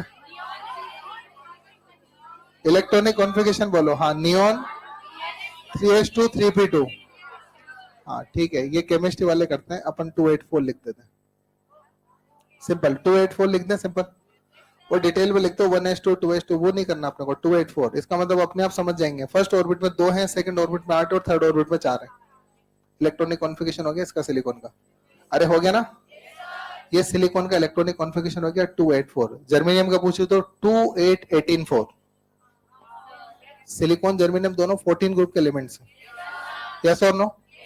सिलिकॉन भी 14 ग्रुप का है और जर्मेनियम भी 14 ग्रुप का है, तो दोनों के आउटर मोस्ट शेल में, वैलेंस शेल में 4-4 इलेक्ट्रॉन होंगे। सिलिकॉन के वैलेंस शेल में भी 4 इलेक्ट्रॉन है, और जर्मेनियम के वैलेंस शेल में भी, कार्बन के वैलेंस शेल में भी 4 इलेक्ट्रॉन है या नहीं है? कार्बन सेमीकंडक्टर में नहीं आता, सिलिकॉन और जर्मेनियम ही सेमीकंडक्टर के अंदर आता है। ठीक है, अच्छा क्यों आता है इसका रीजन भी आपको मिल जाएगा इस थ्योरी के बाद में। ठीक है, तो देखो सिलिकॉन की अपन बात कर रहे हैं, सिलिकॉन का इलेक्ट्रॉनिक कॉन्फ़िगरेशन होता है 284, मतलब फर्स्ट शेल में 2 इलेक्ट्रॉन, सेकंड में 8 और थर्ड में 4। अच्छा इसके ऊपर भी शेल्स प्रेजेंट होती है क्या? हायर स्टेट प्रेजेंट होती है क्या? होती है। अच्छा लेकिन वो वैकेंट स्टेट्स है। इलेक्ट्रॉन तो n = 1 में है, 2 में है और 3 में। n = 4 5 6 भी होती होंगी, लेकिन होती है, लेकिन इलेक्ट्रॉन है नहीं वहां पर। हाँ इलेक्ट्रॉन को पहुंचा सकते हो अगर आप इलेक्ट्रॉन को एनर्जी दो तो। जैसे मान लीजिए सिलिकॉन को इलेक्ट्रॉन्स को एनर्जी दी आपने, n = 3 के इलेक्ट्रॉन को एनर्जी दी, तो बताओ एनर्जी लेकर कहाँ जाएंगे वो? 4 5 6 कहीं भी जा सकता है, डिपेंड करेगा कितनी एनर्जी दी है, मतलब हायर स्टेट में चला जाएगा ना। तो यहाँ पर देखो 3 स्टेट्स के अंदर तो इलेक्ट्रॉन है, फर्स्ट शेल में इलेक्ट्रॉन है, सेकंड में भी और थर्ड में भी है। अच्छा इसे ऊपर वाले शेल में इलेक्ट्रॉन्स नहीं है, लेकिन शेल तो प्रेजेंट होती है ना। अरे स्टेट्स तो प्रेजेंट है ना, एनर्जी स्टेट प्रेजेंट है कि नहीं है? ठीक है, अच्छा देखो अगर मुझे सिलिकॉन के एटम को अगर रिप्रेजेंट करना है तो मैं किस तरह से रिप्रेजेंट करूंगा, ध्यान से देखना। न्यूक्लियस को ऐसे पॉजिटिव करके दिखाते हैं, इसके चारों तरफ कौन होते हैं? ऑर्बिट। ये ऑर्बिट इस मतलब पूरा नहीं बना रहा, गोल नहीं बना रहा मैं ना, एक रिप्रेजेंटेशन दिखा रहा हूँ। तो ये ऑर्बिट्स होते हैं, सबसे पास वाले ऑर्बिट को, न्यूक्लियस के सबसे पास वाले ऑर्बिट को n = 1, n = 2, n = 3। अच्छा n = 4 5 6 भी होते होंगे, इलेक्ट्रॉन नहीं हो तो मैं उसको दिखाने वाला नहीं। क्लियर है बात? अच्छा इन अलग अलग ऑर्बिट्स में इलेक्ट्रॉन की एनर्जी भी अलग अलग होती है कि सारे ऑर्बिट में सेम होती है? अलग अलग होती है। सबसे कम एनर्जी किस ऑर्बिट में होती है? अरे यार जानते हो तुम लोग, फर्स्ट ऑर्बिट में। फर्स्ट ऑर्बिट में एनर्जी सबसे कम होती है, सेकंड में उससे ज्यादा, थर्ड में उससे ज्यादा, फोर्थ में उससे भी ज्यादा। मतलब सबसे कम एनर्जी का फर्स्ट ऑर्बिट के इलेक्ट्रॉन्स की होती है, उससे ज्यादा सेकंड ऑर्बिट के इलेक्ट्रॉन्स की, उससे ज्यादा थर्ड ऑर्बिट के इलेक्ट्रॉन्स की, यही होता है ना। अच्छा देखो ये सिलिकॉन एटम की बात हो रही है, क्लियर है। तो अलग अलग ऑर्बिट्स के इलेक्ट्रॉन्स की एनर्जी भी क्या होती है, अलग अलग। तो मैं एक काम करता हूं, यहाँ पर जो सिलिकॉन एटम है इसका एनर्जी लेवल डायग्राम बनाने जा रहा हूं। किसके लिए energy level diagram? Silicon atom के इलेक्ट्रॉन्स का एनर्जी लेवल डायग्राम बनाने जा रहा हूं। अच्छा ग्राफ नहीं है पहली बात, तो ये सिर्फ एनर्जी का लेवल सिखा रहा हूं आपको। बताइए यहाँ पर तीन तरह की एनर्जी लेवल है, 1, 2 और 3। तो n इक्वल टू 1 की एनर्जी सबसे कम है तो सबसे नीचे बना दिया इस लेवल, n इक्वल टू 2 की एनर्जी थोड़ी ज्यादा है तो थोड़ा ये लेवल ऊपर दिखा दिया, और n इक्वल टू 3 की एनर्जी इससे भी ज्यादा है तो इस लेवल को थोड़ा सा और ऊपर दिखा दिया। तो ये एनर्जी लेवल से, ये कोई ग्राफ नहीं है, ये सिर्फ एनर्जी लेवल को बताने वाला एक डायग्राम है। तो ये डायग्राम बता रहे हैं एनर्जी लेवल्स को। तो ये डायग्राम बता रहे हैं कि देखो n इक्वल टू 1 में एनर्जी सबसे कम है और 2 इलेक्ट्रॉन है, n इक्वल टू 2 की एनर्जी उससे ज्यादा है और 2 में 8 इलेक्ट्रॉन है, और 3 की एनर्जी उससे भी ज्यादा है और 4 इलेक्ट्रॉन है। अरे समझे? तो सबसे कम एनर्जी किसमें है? n इक्वल टू 1, उससे ज्यादा n इक्वल टू 2, उससे ज्यादा n इक्वल टू 3, और सबसे कम एनर्जी n इक्वल टू 1 में है, 2 इलेक्ट्रॉन है, उससे ज्यादा 2 में है, 8 इलेक्ट्रॉन है, और 3 में 4 इलेक्ट्रॉन्स। क्लियर है बात? अच्छा ये तो एक सिलिकॉन एटम की बात हो रही है, ये एनर्जी लेवल किसके लिए है? सिलिकॉन एटम के लिए है, और एक सिलिकॉन एटम की अभी तक हमने बात करी, ठीक है। अच्छा जैसे मान लो मेरे पास एक और सिलिकॉन एटम है, सपोज एक एटम के बारे में बात कर ली, एक और सिलिकॉन एटम है। अच्छा जो दूसरा एटम होगा उसका इलेक्ट्रॉनिक कॉन्फ़िगरेशन भी तो यही होगा कि अलग होगा? सिलिकॉन का एटम है तो इसका इलेक्ट्रॉनिक कॉन्फ़िगरेशन भी यही होगा, उसके इलेक्ट्रॉन्स का एनर्जी लेवल भी यही होगा कि अलग होगा? इलेक्ट्रॉनिक कॉन्फ़िगरेशन यही है तो एनर्जी लेवल भी तो यही होगा ना। तो जो मैंने एक एटम के लिए एनर्जी लेवल ड्रॉ करा है, क्या वही आइडेंटिकल एनर्जी लेवल दूसरे एटम के लिए भी ड्रॉ होगा? तो दोनों एटम सिलिकॉन के ना, तो जो इसके n इक्वल टू 1 की एनर्जी है वही दूसरे वाले के n इक्वल टू 1 की भी एनर्जी, जो इस वाले एटम के n इक्वल टू 2 की एनर्जी है वही दूसरे वाले एटम के n इक्वल टू 2 की भी एनर्जी, इसके n इक्वल टू 3 की एनर्जी और दूसरे एटम के n इक्वल टू 3 के इलेक्ट्रॉन्स की एनर्जी क्या है? बराबर है। तो आइडेंटिकल एनर्जी है दोनों इलेक्ट्रॉन्स की, दोनों एटम्स के इलेक्ट्रॉन्स की एनर्जी क्या है? तो दोनों एटम्स के लिए जो एनर्जी लेवल बनेगा वो सेम बनेगा कि डिफरेंट बनेगा? ये बात क्लियर है। अच्छा तो दो एटम की बात कर रहा हूं, जैसे मेरे पास 10 एटम है तो सभी एटम का एनर्जी लेवल डायग्राम सेम बनेगा। अगर मेरे पास थाउजेंड्स ऑफ एटम है तो हर एक एटम के लिए एनर्जी लेवल आइडेंटिकल बनेगा। तो कितने भी एटम हो, जैसे मेरे पास अगर n एटम भी है ना, तो हर एक एनर्जी लेवल, हर एक एटम के लिए एनर्जी लेवल क्या बनेगा? आइडेंटिकल बनेगा।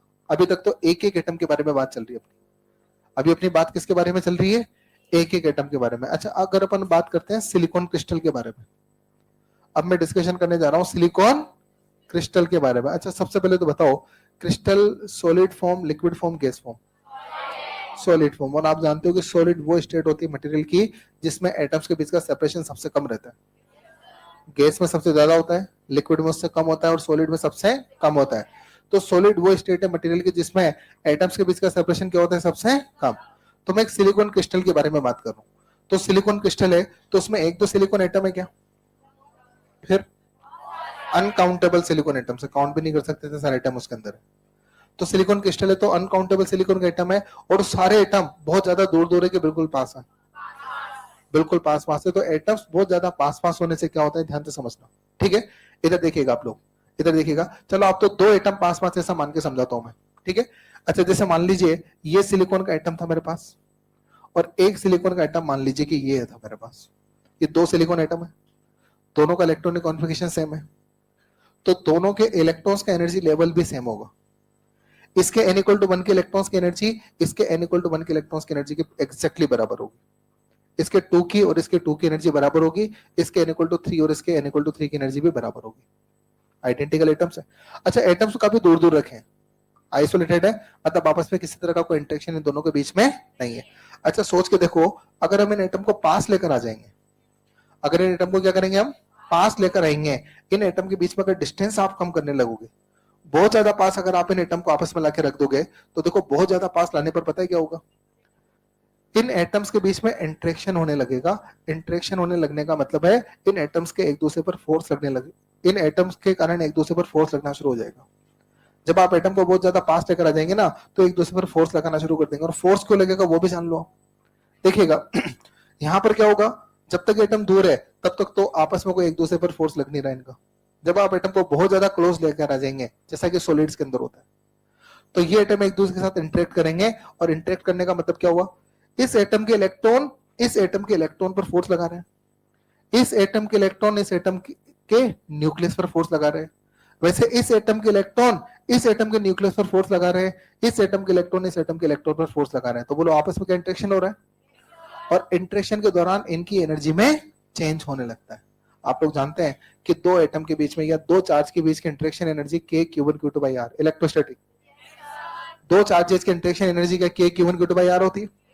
तो जब तक एटम दूर थे तब तक किसी तरह का कोई इंटरेक्शन इनके बीच में नहीं था, लेकिन जैसे जैसे आप इन एटम्स को पास लाते जा रहे हो तो उनके बीच में देखो अट्रैक्शन भी और रिपल्शन भी है।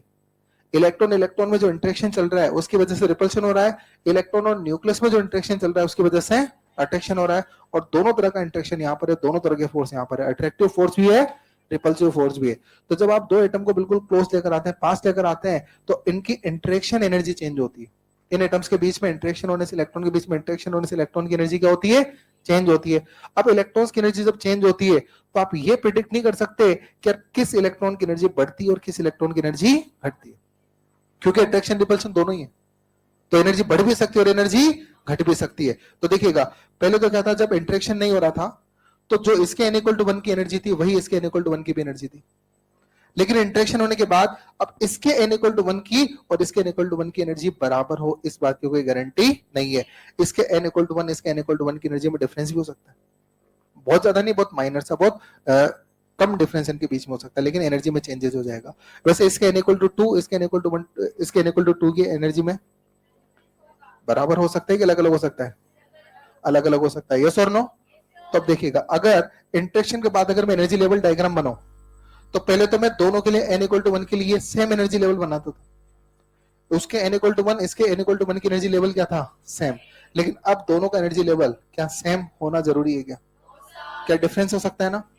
तो हो सकता है कि n = 1 में n = 1 के लिए अब मुझे यहाँ पर दो लाइन दिखानी पड़ेगी। अरे क्या दो लाइन दिखानी पड़ेंगी ना भाई, किसी एटम की एनर्जी ज्यादा भी हो सकती है, किसी एटम की एनर्जी कम भी हो सकता है बराबर भी हो, कुछ भी हो सकता है। तो इनकी एनर्जी डिफरेंट डिफरेंट भी हो सकती है। तो अगर दोनों के n = 1 की एनर्जी में डिफरेंस अगर आ गया है तो मुझे यहाँ पर दो लाइंस दिखानी पड़ेगी, यस और नो। एक लाइन एटम 1 के लिए, एक लाइन एटम 2 के लिए। अच्छा ये बात अभी दो एटम की हो रही है, अपना टारगेट है सिलिकॉन क्रिस्टल। क्रिस्टल के अंदर क्या एक दो एटम होते हैं कि अनकाउंटेबल एटम, तो बहुत सारे एटम जब आपस में इंटरेक्ट करेंगे तो बताइए हर एटम के लिए एनर्जी लेवल क्या डिफरेंट डिफरेंट हो सकता है। तो बताइए n = 1 की एनर्जी एक सिंगल लाइन से बता सकता हूं क्या, या ग्रुप ऑफ एनर्जी लेवल से बतानी पड़ेगी। पहले तो मैं हर एक एटम के लिए n = 1 की एनर्जी को सेम लेवल पे दिखाता था, लेकिन इंटरेक्शन के बाद इन n = 1 की एनर्जी को बताने के लिए मुझे ग्रुप ऑफ एनर्जी लाइंस दिखानी पड़ेंगी। तो ग्रुप ऑफ एनर्जी लेवल जो मैं यहाँ पर ड्रॉ कर रहा हूँ, इन ग्रुप ऑफ एनर्जी लेवल्स को बोलते हैं एनर्जी बैंड। क्या बोलते हैं, तो होता क्या है कि सॉलिड के बीच में जो एटम्स के बीच इंटरेक्शन होगा, सॉलिड के एटम के बीच में जो इंटरेक्शन होगा, उस इंटरेक्शन के कारण क्या होता है कि ये एटम्स का जो इलेक्ट्रॉन्स हैं इनकी एनर्जी में वेरिएशन आने लगता है, और वेरिएशन आने के कारण क्या होता है कि यहाँ पर एनर्जी लेवल का फॉर्मेशन हो जाता है, ग्रुप ऑफ एनर्जी लेवल यहाँ पर बन जाता है, और ये ग्रुप ऑफ एनर्जी लेवल को बोलते हैं एनर्जी बैंड। क्या बोलते हैं, तो देखो ये एक सिंगल एनर्जी लेवल था, जब तक एटम आइसोलेटेड थे, आपस में इंटरेक्शन नहीं कर रहे थे, तो सभी n = 1 की एनर्जी बराबर थी।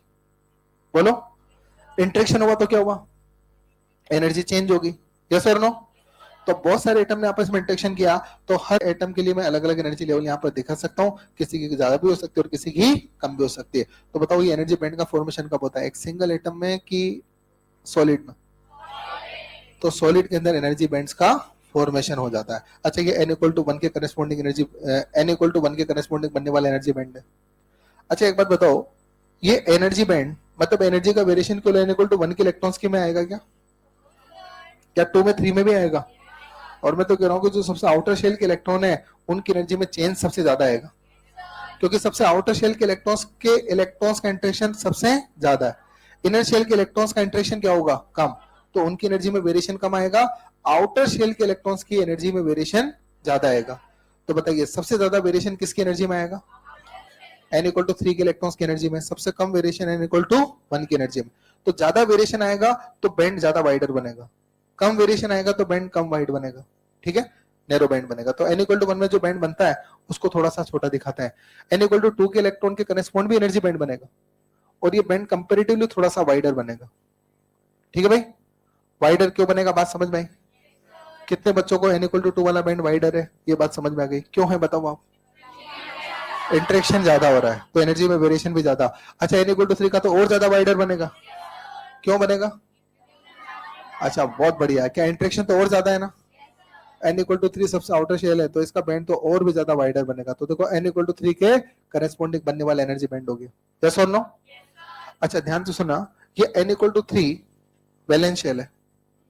n=3 से एटम की कौन है? तो वैलेंस शेल के करेस्पॉन्ड जो बैंड बनता है उस बैंड को अपन बोलते हैं वैलेंस बैंड। n=3 से एटम की वैलेंस शेल है, मत बोलो। तो n=3 के करेस्पॉन्ड जो बैंड बनेगा वो बैंड को अपन क्या नाम दे देते हैं? Valence band. तो देखो, तो n=3 के करेस्पॉन्ड जो बैंड बनेगा इस बैंड को अपन नाम दे देंगे वैलेंस बैंड। क्या नाम दे देंगे? वैलेंस बैंड बोल देंगे, शॉर्ट में इसको वीबी बोल दिया करेंगे। ये वैलेंस बैंड हो गया। बोलो क्लियर है? अच्छा बताओ, क्या n=3 से ऊपर भी तो शेल्स प्रेजेंट होंगे ना, लेकिन वो वैकेंट शेल है।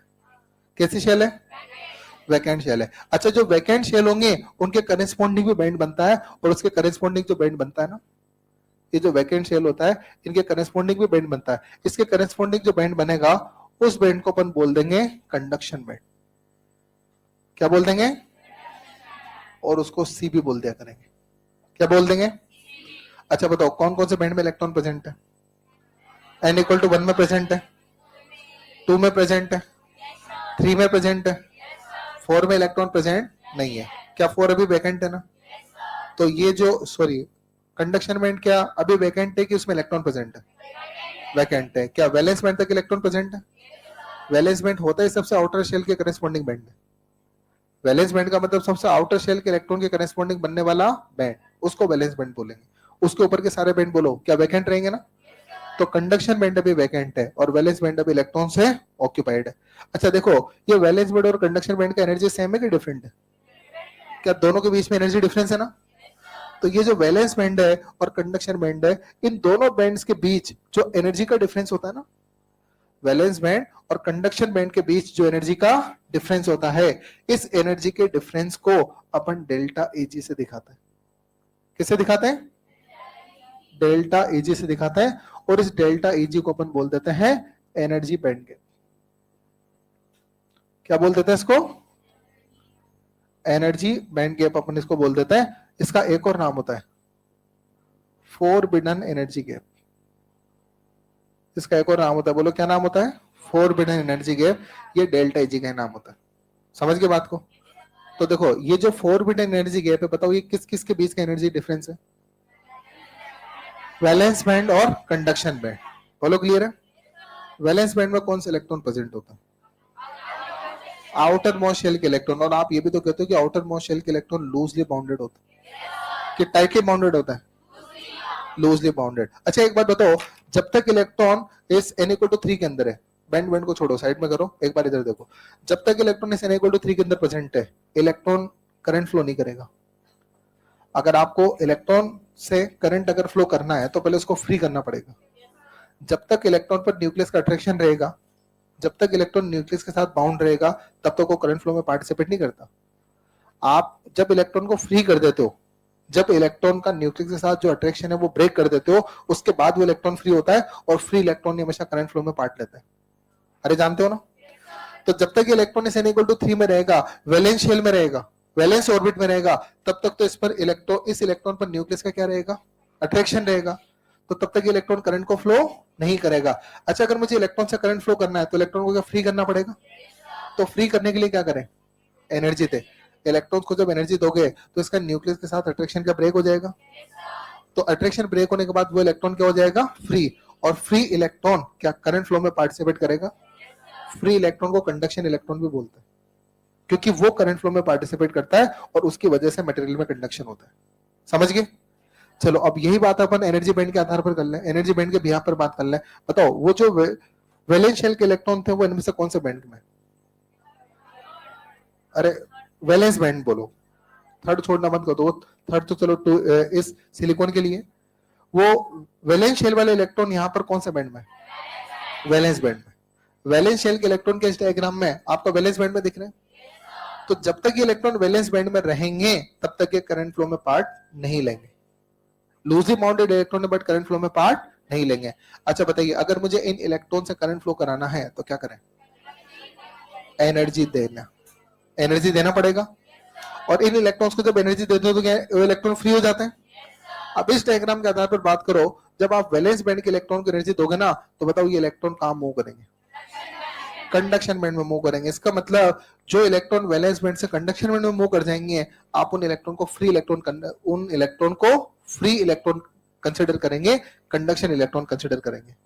तो बताइए, कंडक्शन बैंड के इलेक्ट्रॉन्स को अपन क्या कंसिडर करेंगे? Free electron. और ये कंसिडर करेंगे कि कंडक्शन बैंड के इलेक्ट्रॉन्स करंट फ्लो करने में पार्ट लेंगे। वैलेंस बैंड के इलेक्ट्रॉन का करंट फ्लो में कंडक्शन में पार्ट नहीं होगा। ये बात कितने बच्चे समझ के बताओ? ये बातें समझोगे तब जाके चैप्टर आगे समझ में आएगा। पहले बताओ तुम्हें, बहुत डिटेल में समझा रहा हूँ। हालांकि अल्टीमेटली कंक्लूजन याद रखना है इनका, जितना मैं डिटेल में समझा रहा हूँ उतना डिटेल में याद रखना ही नहीं है। लेकिन इतना डिटेल में नहीं समझाऊंगा तो चैप्टर में फील भी नहीं आएगी फिर आपको। समझेंगे बात को? तो बताइए, तो कंडक्शन में पार्ट कौन से इलेक्ट्रॉन लेंगे?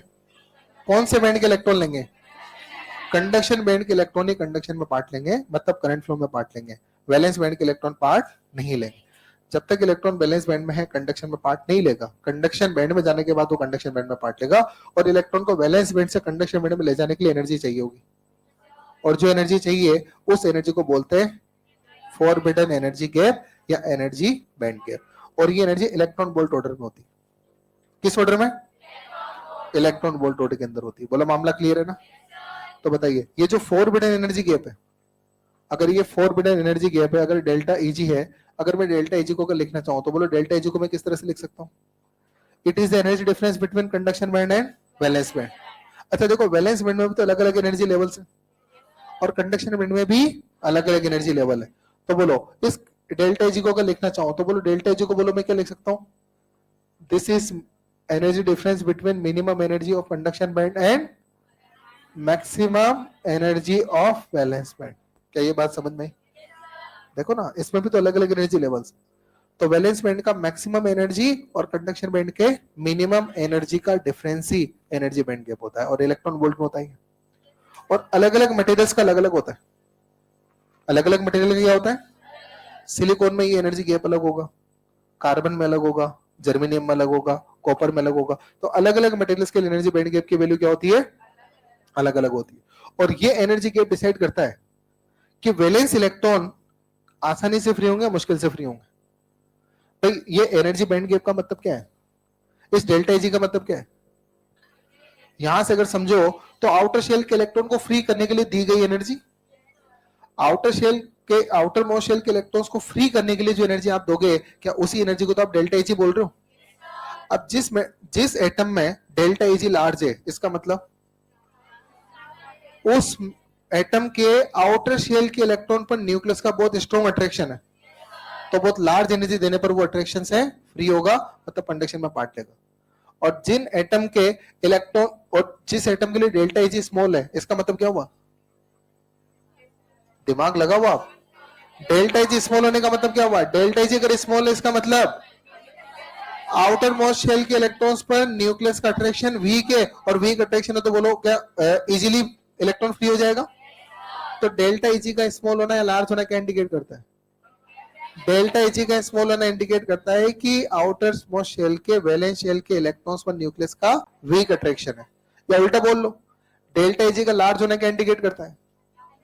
आउटर मोस्ट शेल के इलेक्ट्रॉन पर न्यूक्लियस का बहुत स्ट्रॉन्ग अट्रैक्शन है।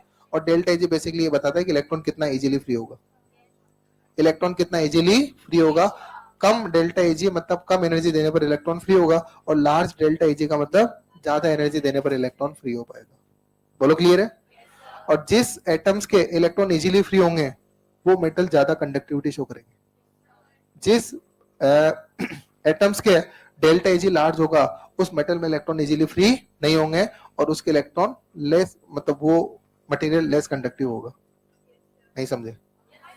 तो बताइए, ये एनर्जी लेवल डायग्राम किसके लिए बना है? एक सिलिकॉन एटम के लिए, तुम्हारी ऐसी के सिलिकॉन क्रिस्टल के लिए।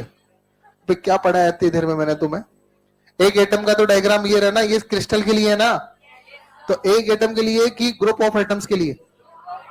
तो ग्रुप ऑफ एटम इंटरेक्शन होता है जिसकी वजह से इनके एनर्जी लेवल्स चेंज हो जाते हैं, और अपने को n=1 में सबकी एनर्जी को बराबर नहीं बोल सकता अब मैं, इनकी एनर्जी में वेरिएशन दिखाना पड़ेगा। तो जो एनर्जी में वेरिएशन है उसके लिए बहुत सारे एनर्जी लेवल्स अपन ने बनाए, और ये एनर्जी लेवल्स एनर्जी बैंड कहलाता है।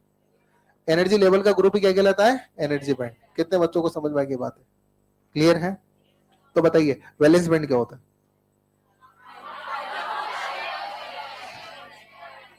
It is energy band corresponding to valence electrons या loosely bounded electrons. What is conduction band? It is energy band corresponding to free electrons or conduction electrons. What is forbidden energy gap? Energy difference between conduction band and valence band. Order of delta Eg is electron volt. Delta Eg depends on the nature of material. Different material का delta Eg भी का different होगा. More delta Eg means strong attraction between valence electron and nucleus. Clear है बात? और क्या जाना है आप डेल्टा जी के बारे में? बस इतना ही तो बताया मैंने, और कुछ नहीं बताया। लिखा दो इसको। अब देखो जो जितना मैंने अभी पढ़ा है ना वो मैं बस 5 लाइनों में लिखूंगा बस, ठीक है ना? ये डायग्राम बनाओ और तीनों डायग्राम एक साथ बनाना आप, है ना? एक ही लाइन में, अलग अलग लाइन में होता है ना। फटाफट बना दो, टाइम कम रहेगा, पहले बता दो तुम। जल्दी से डायग्राम बनाओ आप।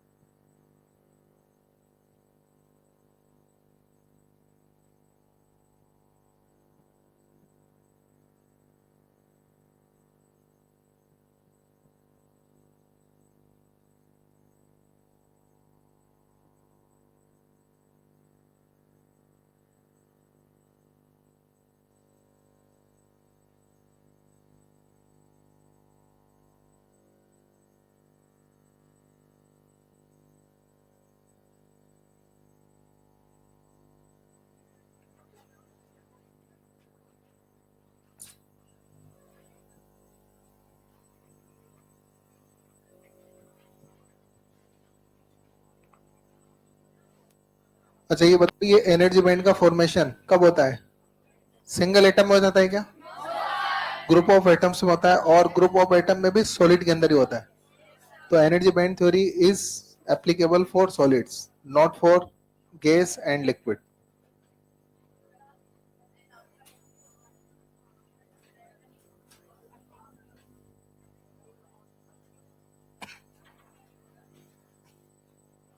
लिख दिया ना? बहुत बढ़िया। तो अब इसमें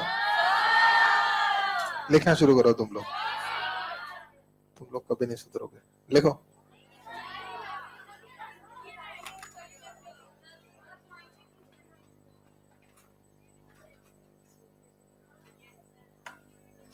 लिखें आप लोग, लिखें। चुप, बिल्कुल चुप, वो लिखना शुरू करो। क्या लिखवाने का? जोर से बोल पहले तो। अच्छा मैंने सोने के लिए बना के आज ही नींद आ रही है।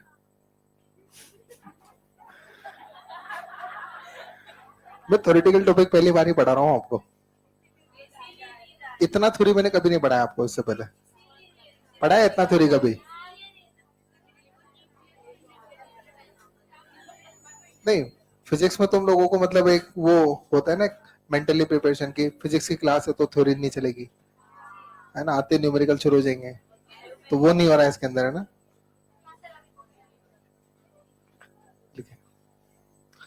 लिखना शुरू करो अब इसमें। लिखो, when we draw, चुप, when we draw the energy level, when we draw the energy level diagram, when we draw energy level diagram of isolated silicon atom, when we draw energy level diagram of isolated silicon atom,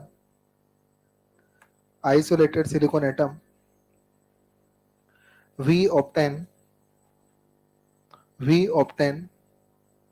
the different energy levels. We obtain the different energy levels corresponding to the different energy level corresponding to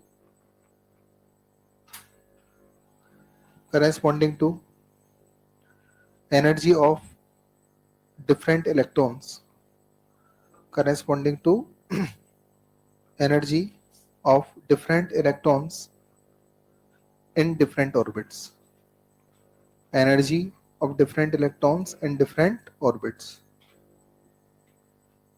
हो गया? Line change करके लिखें. But when we draw the energy diagram, for silicon crystal, but when we draw the energy diagram for silicon crystal, then we obtain group of energy levels.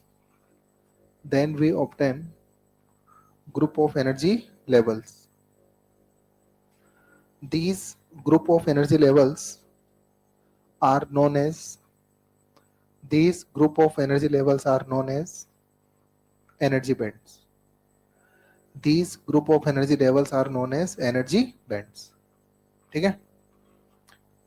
अब valence band के बारे में लिख लो. लिखो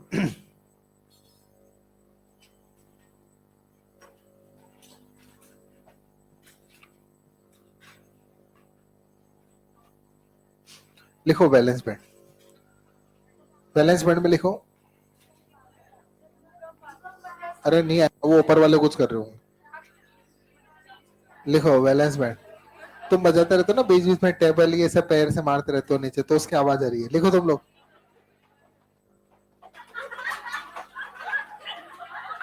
लिखो आप वैलेंस बैंड में. लिखो आप लोग. It is energy band corresponding to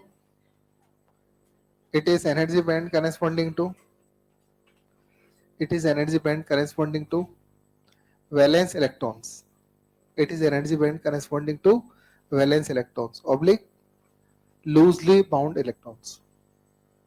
It is energy band corresponding to valence electrons oblique करके लिख दो loosely bound electrons. ठीक है? नेक्स्ट कंडक्शन बैंड, ब्रैकेट में Cb. कंडक्शन बैंड ब्रैकेट में क्या लिखोगे? Cb. तो कंडक्शन बैंड में लिखें आप लोग Cb कंडक्शन बैंड. इसमें लिखिएगा it is energy band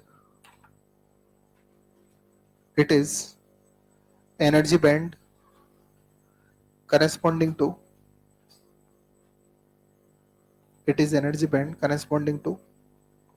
free electrons. It is energy band corresponding to free electrons oblique conduction electrons. Energy band corresponding to free electrons oblique conduction electrons. हो गया? फिर लिखें forbidden energy gap ब्रैकेट में delta Ag. forbidden energy gap bracket में लिखो delta Ag. Delta Ag में लिखें आप लोग it is energy gap between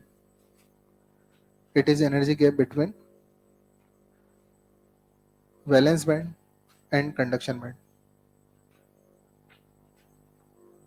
It is energy gap between valence band and conduction band. और ऐसे पॉइंट की फॉर्म में लिखना है इसके अंदर फोरबिडन एनर्जी गैप है ना. अगला पॉइंट इसमें लिख दो ये वाला फॉर्मूला. डेल्टा Ag का ये बॉक्स में लिखा है ना, ये फॉर्मूला लिख दो.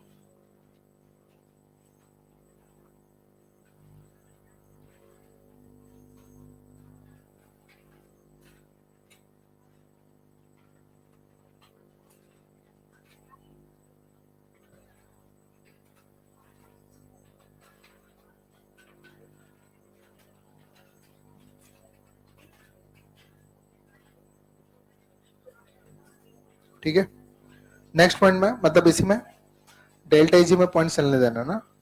देखो width of AG, width of delta Ag depends, width of delta Ag depends upon nature of substance. Width of delta Ag depends upon nature of substance. Next point.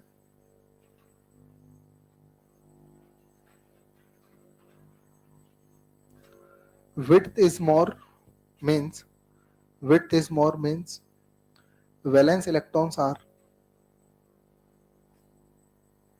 width is more means valence electrons are strongly attached with nucleus. Width is more means valence electrons are strongly attached with nucleus. Valence electrons are strongly attached with nucleus. Next point. Width of energy gap. Width of energy gap is represented in electron volt. Width of energy gap represented in electron volt. किसमें इसको represent करते हैं energy gap की value को? Electron volt पर. जैसे photon की energy अपन electron volt में लिखते थे ना, है ना. न्यूक्लियर फिजिक्स में एनर्जी को किसमें लिखते थे? मेगा इलेक्ट्रॉन वोल्ट में. तो इस चैप्टर में जब अपने को एनर्जी गैप लिखना पड़ेगा ना, डेल्टा एजी की वैल्यू लिखनी पड़ेगी, तो जनरली किसमें लिखेंगे? जैसे मैंने इलेक्ट्रॉन वोल्ट में दे दी कितनी है, लेकिन ऑप्शन ने जूल में पूछ ली, तो फिर कन्वर्ट कर देना आप लोग. अपन किसमें याद रखेंगे? Electron volt. ठीक है भाई, पक्का ना? श्योर है आप लोग? अच्छा, उसके बाद देखो आप लोग, अच्छा जैसे आप चाहो तो इसमें याद भी रख सकते हैं फॉर सिलिकॉन. इसी में फॉर सिलिकॉन, अच्छा सिलिकॉन जो होता है ना, डेल्टा एजी होता है सिलिकॉन का. इसके अगर एग्जांपल्स लिखे हैं तो देखो, डेल्टा एजी जो होता है ना सिलिकॉन का डेल्टा एजी जो होता है वो 1.1 इलेक्ट्रॉन वोल्ट होता है सिलिकॉन का. ये स्टैंडर्ड है, याद रखने वाला डेटा है ना. सिलिकॉन का एनर्जी गैप कितना होता है? 1.1 इलेक्ट्रॉन वोल्ट. अच्छा जर्मेनियम की अगर अपन बात करें, तो जर्मेनियम का जो डेल्टा एजी होता है वो होता है 0.7 इलेक्ट्रॉन वोल्ट. सिलिकॉन का 1.1 इलेक्ट्रॉन वोल्ट होता है, जर्मेनियम का 0.7. स्टैंडर्ड वैल्यू से याद रखना आपको. ये सिलिकॉन का जर्मेनियम गैप, सिलिकॉन का एनर्जी गैप होता है 1.1 इलेक्ट्रॉन वोल्ट, और जर्मेनियम में एनर्जी बैंड गैप होता है 0.7 इलेक्ट्रॉन वोल्ट. अब देखो इलेक्ट्रॉन वोल्ट में मैंने लिखा है आपको, आप इसको जूल में बदल सकते हो अगर एग्जामिनर पूछे तो. जैसे अगर एग्जामिनर ने पूछा कि जर्मेनियम का एनर्जी बैंड गैप बताओ, और ऑप्शन दे दिए जूल में, क्या करोगे? छोड़ के आ जाओगे? इस वैल्यू को इलेक्ट्रॉन वोल्ट से जूल में कन्वर्ट करके आ जाना. और कर सकते हो ना? ठीक है, अब एक हेडिंग लिखें आप लोग. लिखें classification of solids according to energy band theory. Classification of solids according to energy band theory. Classification of solids according to energy band theory. देखो अब ध्यान से सुने. देखो एनर्जी बैंड थ्योरी के आधार पर अपन जो सॉलिड्स हैं,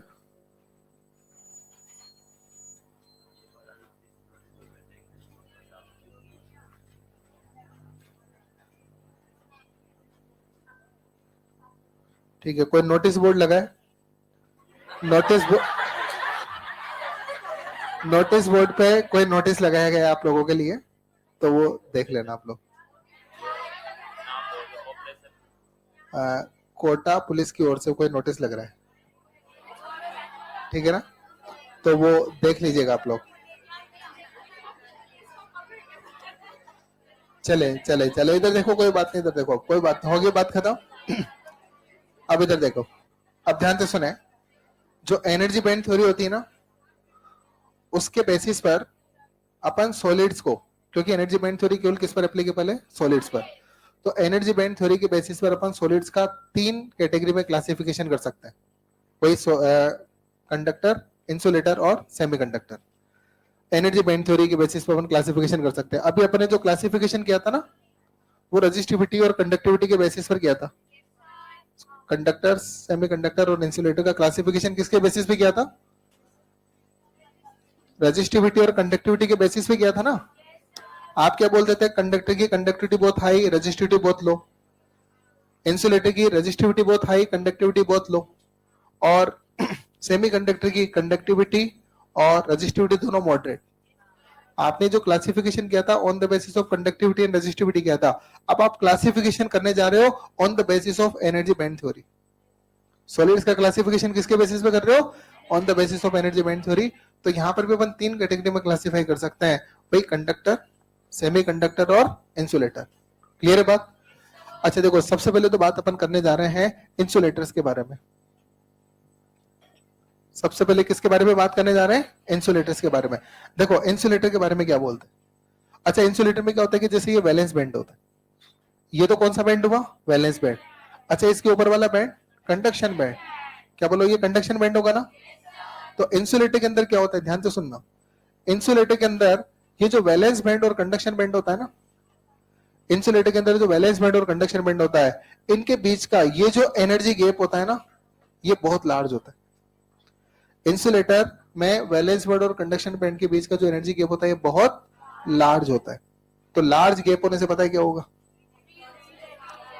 लार्ज गैप होने का मतलब है कि वैलेंस इलेक्ट्रॉन पर न्यूक्लियस का स्ट्रॉन्ग अट्रैक्शन है, और स्ट्रॉन्ग अट्रैक्शन है तो इलेक्ट्रॉन फ्री नहीं हो पाएंगे, और जब तक इलेक्ट्रॉन फ्री नहीं होंगे तब तक कंडक्शन में पार्ट नहीं लेंगे। तो देखिएगा, इंसुलेटर्स में अपन बोलते हैं कि इनका एनर्जी बैंड जो होता है, जो फॉरवर्ड एनर्जी गैप होता है, बहुत लार्ज होता है।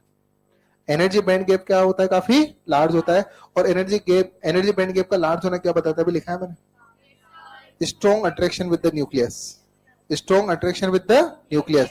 तो ये इजीली फ्री नहीं हो पाएंगे, और फ्री नहीं हो पाएंगे तो बताओ कंडक्शन में पार्ट लेंगे नहीं लेंगे? करंट का फ्लो नहीं होगा, क्योंकि इलेक्ट्रॉन ही नहीं है। कि फ्री इलेक्ट्रॉन नहीं है? इलेक्ट्रॉन तो है, बट वो सारे न्यूक्लियस के साथ टाइटली बाउंड है। फ्री नहीं है, तो फ्री नहीं है तो कंडक्शन में पार्ट नहीं लेंगे। ठीक है। अच्छा, इसका एग्जाम्पल की अगर अपन बात करें, इसके एग्जाम्पल की बात करें तो जो डायमंड होता है ना, डायमंड, ये इंसुलेटर का एग्जाम्पल है। Diamond is insulator. और डायमंड के लिए अगर अपन डेल्टा ईजी की अपन बात करें, डायमंड के लिए जो डेल्टा ईजी होता है वो 6 इलेक्ट्रॉन वोल्ट के आसपास होता है। डायमंड का डेल्टा ईजी कितना होता है? 6 इलेक्ट्रॉन वोल्ट।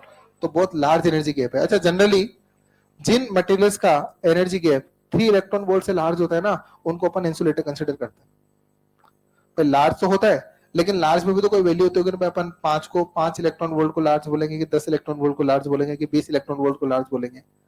तो यहाँ पर अपन ये मानते हैं कि 3 इलेक्ट्रॉन वोल्ट से ज्यादा लार्ज जिनका ये एनर्जी बैंड गैप होता है, वो इंसुलेटर वाली कैटेगरी में कंसिडर करेंगे हम उनको। मतलब बहुत ज्यादा एनर्जी गैप होता है ये प्रैक्टिकल इलेक्ट्रॉन को फ्री करने के लिए। तो जनरली इतनी, इससे ज्यादा लार्ज गैप वाले को अपन इंसुलेटर की कैटेगरी में कंसिडर करेंगे।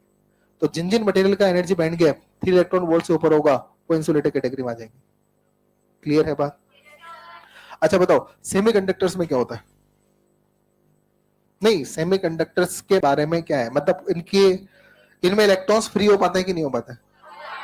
कंडक्टर के जितने कंडक्टर्स हैं कम, बट इंसुलेटर्स हैं। इंसुलेटर में तो बहुत रेयर केस में इलेक्ट्रॉन्स फ्री होते हैं, या बहुत नेग्लिजिबल नंबर में इलेक्ट्रॉन्स फ्री होंगे। अगर इलेक्ट्रॉन्स वैलेंस बैंड से कंडक्शन में जाएंगे भी तो बहुत नेग्लिजिबल नंबर में जाएंगे, तो अपन मानेंगे कि यहाँ पर फ्री इलेक्ट्रॉन्स नहीं है या फिर नेग्लिजिबल है। यस और नो?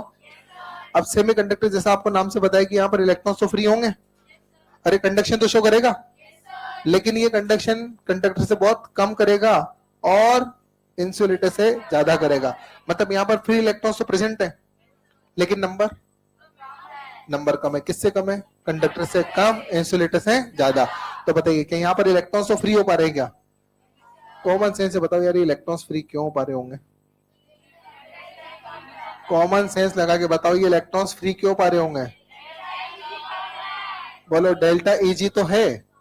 अगर गैप ही नहीं होता तो सारे फ्री हो जाते ना। फिर अगर गैप ही नहीं होता तो क्या सारे वैलेंस बैंड के इलेक्ट्रॉन फ्री हो जाते ना? तो लेकिन सारे वैलेंस बैंड के इलेक्ट्रॉन फ्री नहीं हो पा रहे। इसका मतलब एनर्जी गैप तो है। इसका मतलब एनर्जी गैप तो है, लेकिन एनर्जी गैप बहुत ज्यादा भी नहीं है और बहुत कम भी नहीं है। ये मॉडरेट एनर्जी गैप है। तो इनका जो एनर्जी गैप होता है वो 3 इलेक्ट्रॉन वोल्ट से कम होता है। तो स्मॉल एनर्जी गैप होता है। इनका काफी लार्ज एनर्जी गैप है और इनका स्मॉल एनर्जी गैप है। और अगर अपन एग्जांपल्स की बात करें तो देखो एनर्जी गैप जो होता है, अभी लिखा है ना मैंने एग्जांपल में, तो 1.1 electron volt delta AG of germanium, बोलो कितना होता है? 0.7 इलेक्ट्रॉन वोल्ट। क्या मामला क्लियर है? अच्छा अब बताओ कंडक्टर की बात करें, जैसे कॉपर की बात करो, तो कॉपर की बात करो, कॉपर एक कंडक्टर ही तो है। सोडियम भी एक कंडक्टर है। सोडियम में आउटर मोस्ट शेल का इलेक्ट्रॉन बिल्कुल फ्री हो जाता है रूम टेम्परेचर पर। इलेक्ट्रॉनिक कॉन्फ़िगरेशन होता है ना 1s2 2s2 2p6 3s1, वो थर्ड ऑर्बिट का इलेक्ट्रॉन इजीली फ्री हो जाता है। अरे हो जाता है ना। तो ऐसे एक एटम में एक एटम में जो आउटर शेल के इलेक्ट्रॉन है फ्री हो गया, तो अगर सोडियम का कोई क्रिस्टल होगा ना तो आउटर शेल के सारे इलेक्ट्रॉन फ्री पड़े उनमें। तो आउटर शेल का इलेक्ट्रॉन फ्री क्यों होता है कंडक्टर्स के अंदर? तो ये थ्योरी क्या मानती है? ये थ्योरी ये मानती है कि एक्चुअली में जो कंडक्टर्स होते हैं ना उनमें ये गैप ही नहीं होता। कंडक्टर्स में ये गैप एग्जिस्ट ही नहीं करता। कंडक्टर्स के अंदर ये गैप कितना हो जाता है? 0। तो कंडक्टर्स के अंदर एनर्जी गैप 0 हो जाता है। जब कोई एनर्जी गैप ही नहीं रहेगा, जब कोई एनर्जी डिफरेंस ही नहीं रहेगा, तो बताओ वैलेंस बैंड के इलेक्ट्रॉन कंडक्शन बैंड में चले जाएंगे सारे इलेक्ट्रॉन। जब कोई गैप ही नहीं होगा तो सारे इलेक्ट्रॉन वैलेंस बैंड से कहां चले जाएंगे? और सारे इलेक्ट्रॉन अगर वैलेंस, सारे आउटर मोस्ट शेल के इलेक्ट्रॉन फ्री हो गए, तो कॉपर में भी तो यही होता है। अरे कॉपर में के सारे आउटर मोस्ट शेल के इलेक्ट्रॉन फ्री हो जाते हैं क्या? बिल्कुल। तो कॉपर में भी सारे आउटर मोस्ट शेल के इलेक्ट्रॉन फ्री हो जाते हैं, सोडियम में भी सारे आउटर मोस्ट शेल के इलेक्ट्रॉन फ्री हो जाते हैं। अब सारे वैलेंस इलेक्ट्रॉन फ्री हो जाते हैं, इसका मतलब है कि उसमें कंडक्टर्स के अंदर जो होता है वो वैलेंस बैंड कंडक्शन बैंड के बीच का गैप कितना हो जाता है? 0। तो यहाँ पर valence band conduction band overlap कर जाता है।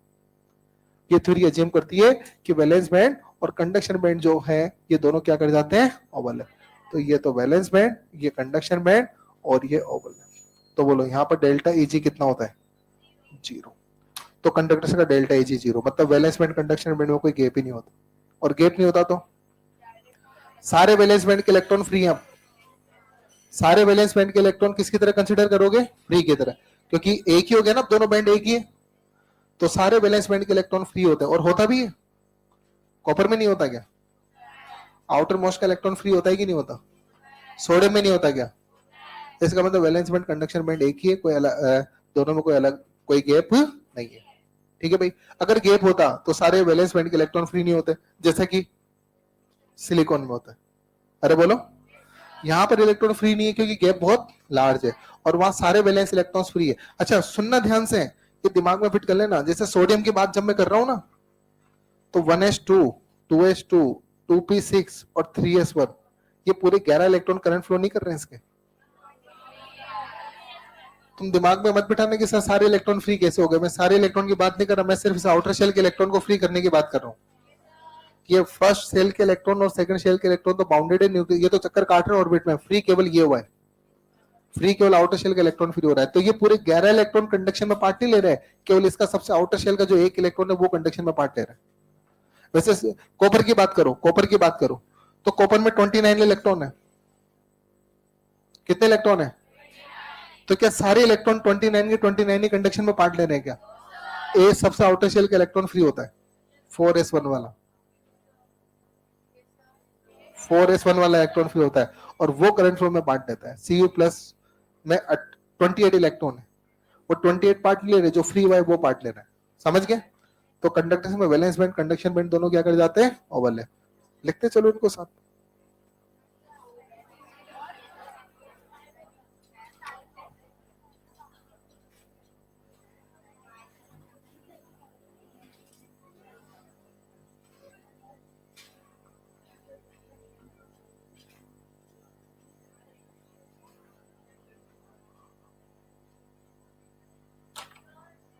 हाँ डाउट है? यस, अब मैं समझा सकता हूं कि why carbon is insulator not semiconductor. For carbon this energy gap is 4 point something electron volt, और जिनका एनर्जी गैप लार्ज होता है वो इंसुलेटर होता है। 3 इलेक्ट्रॉन वोल्ट से लार्ज एनर्जी गैप वाले मटेरियल कौन होता है? इंसुलेटर। ये अपनी क्वेश्चन भी है, क्वेश्चन भी है, silicon and germanium are semiconductor but carbon is insulator. Why? Because carbon का जो एनर्जी गैप होता है वो 4 इलेक्ट्रॉन वोल्ट से ज्यादा होता है, तो कार्बन इंसुलेटर है। सिलिकॉन जर्मेनियम का 3 इलेक्ट्रॉन वोल्ट से कम होता है, तो वो सेमीकंडक्टर। ठीक है।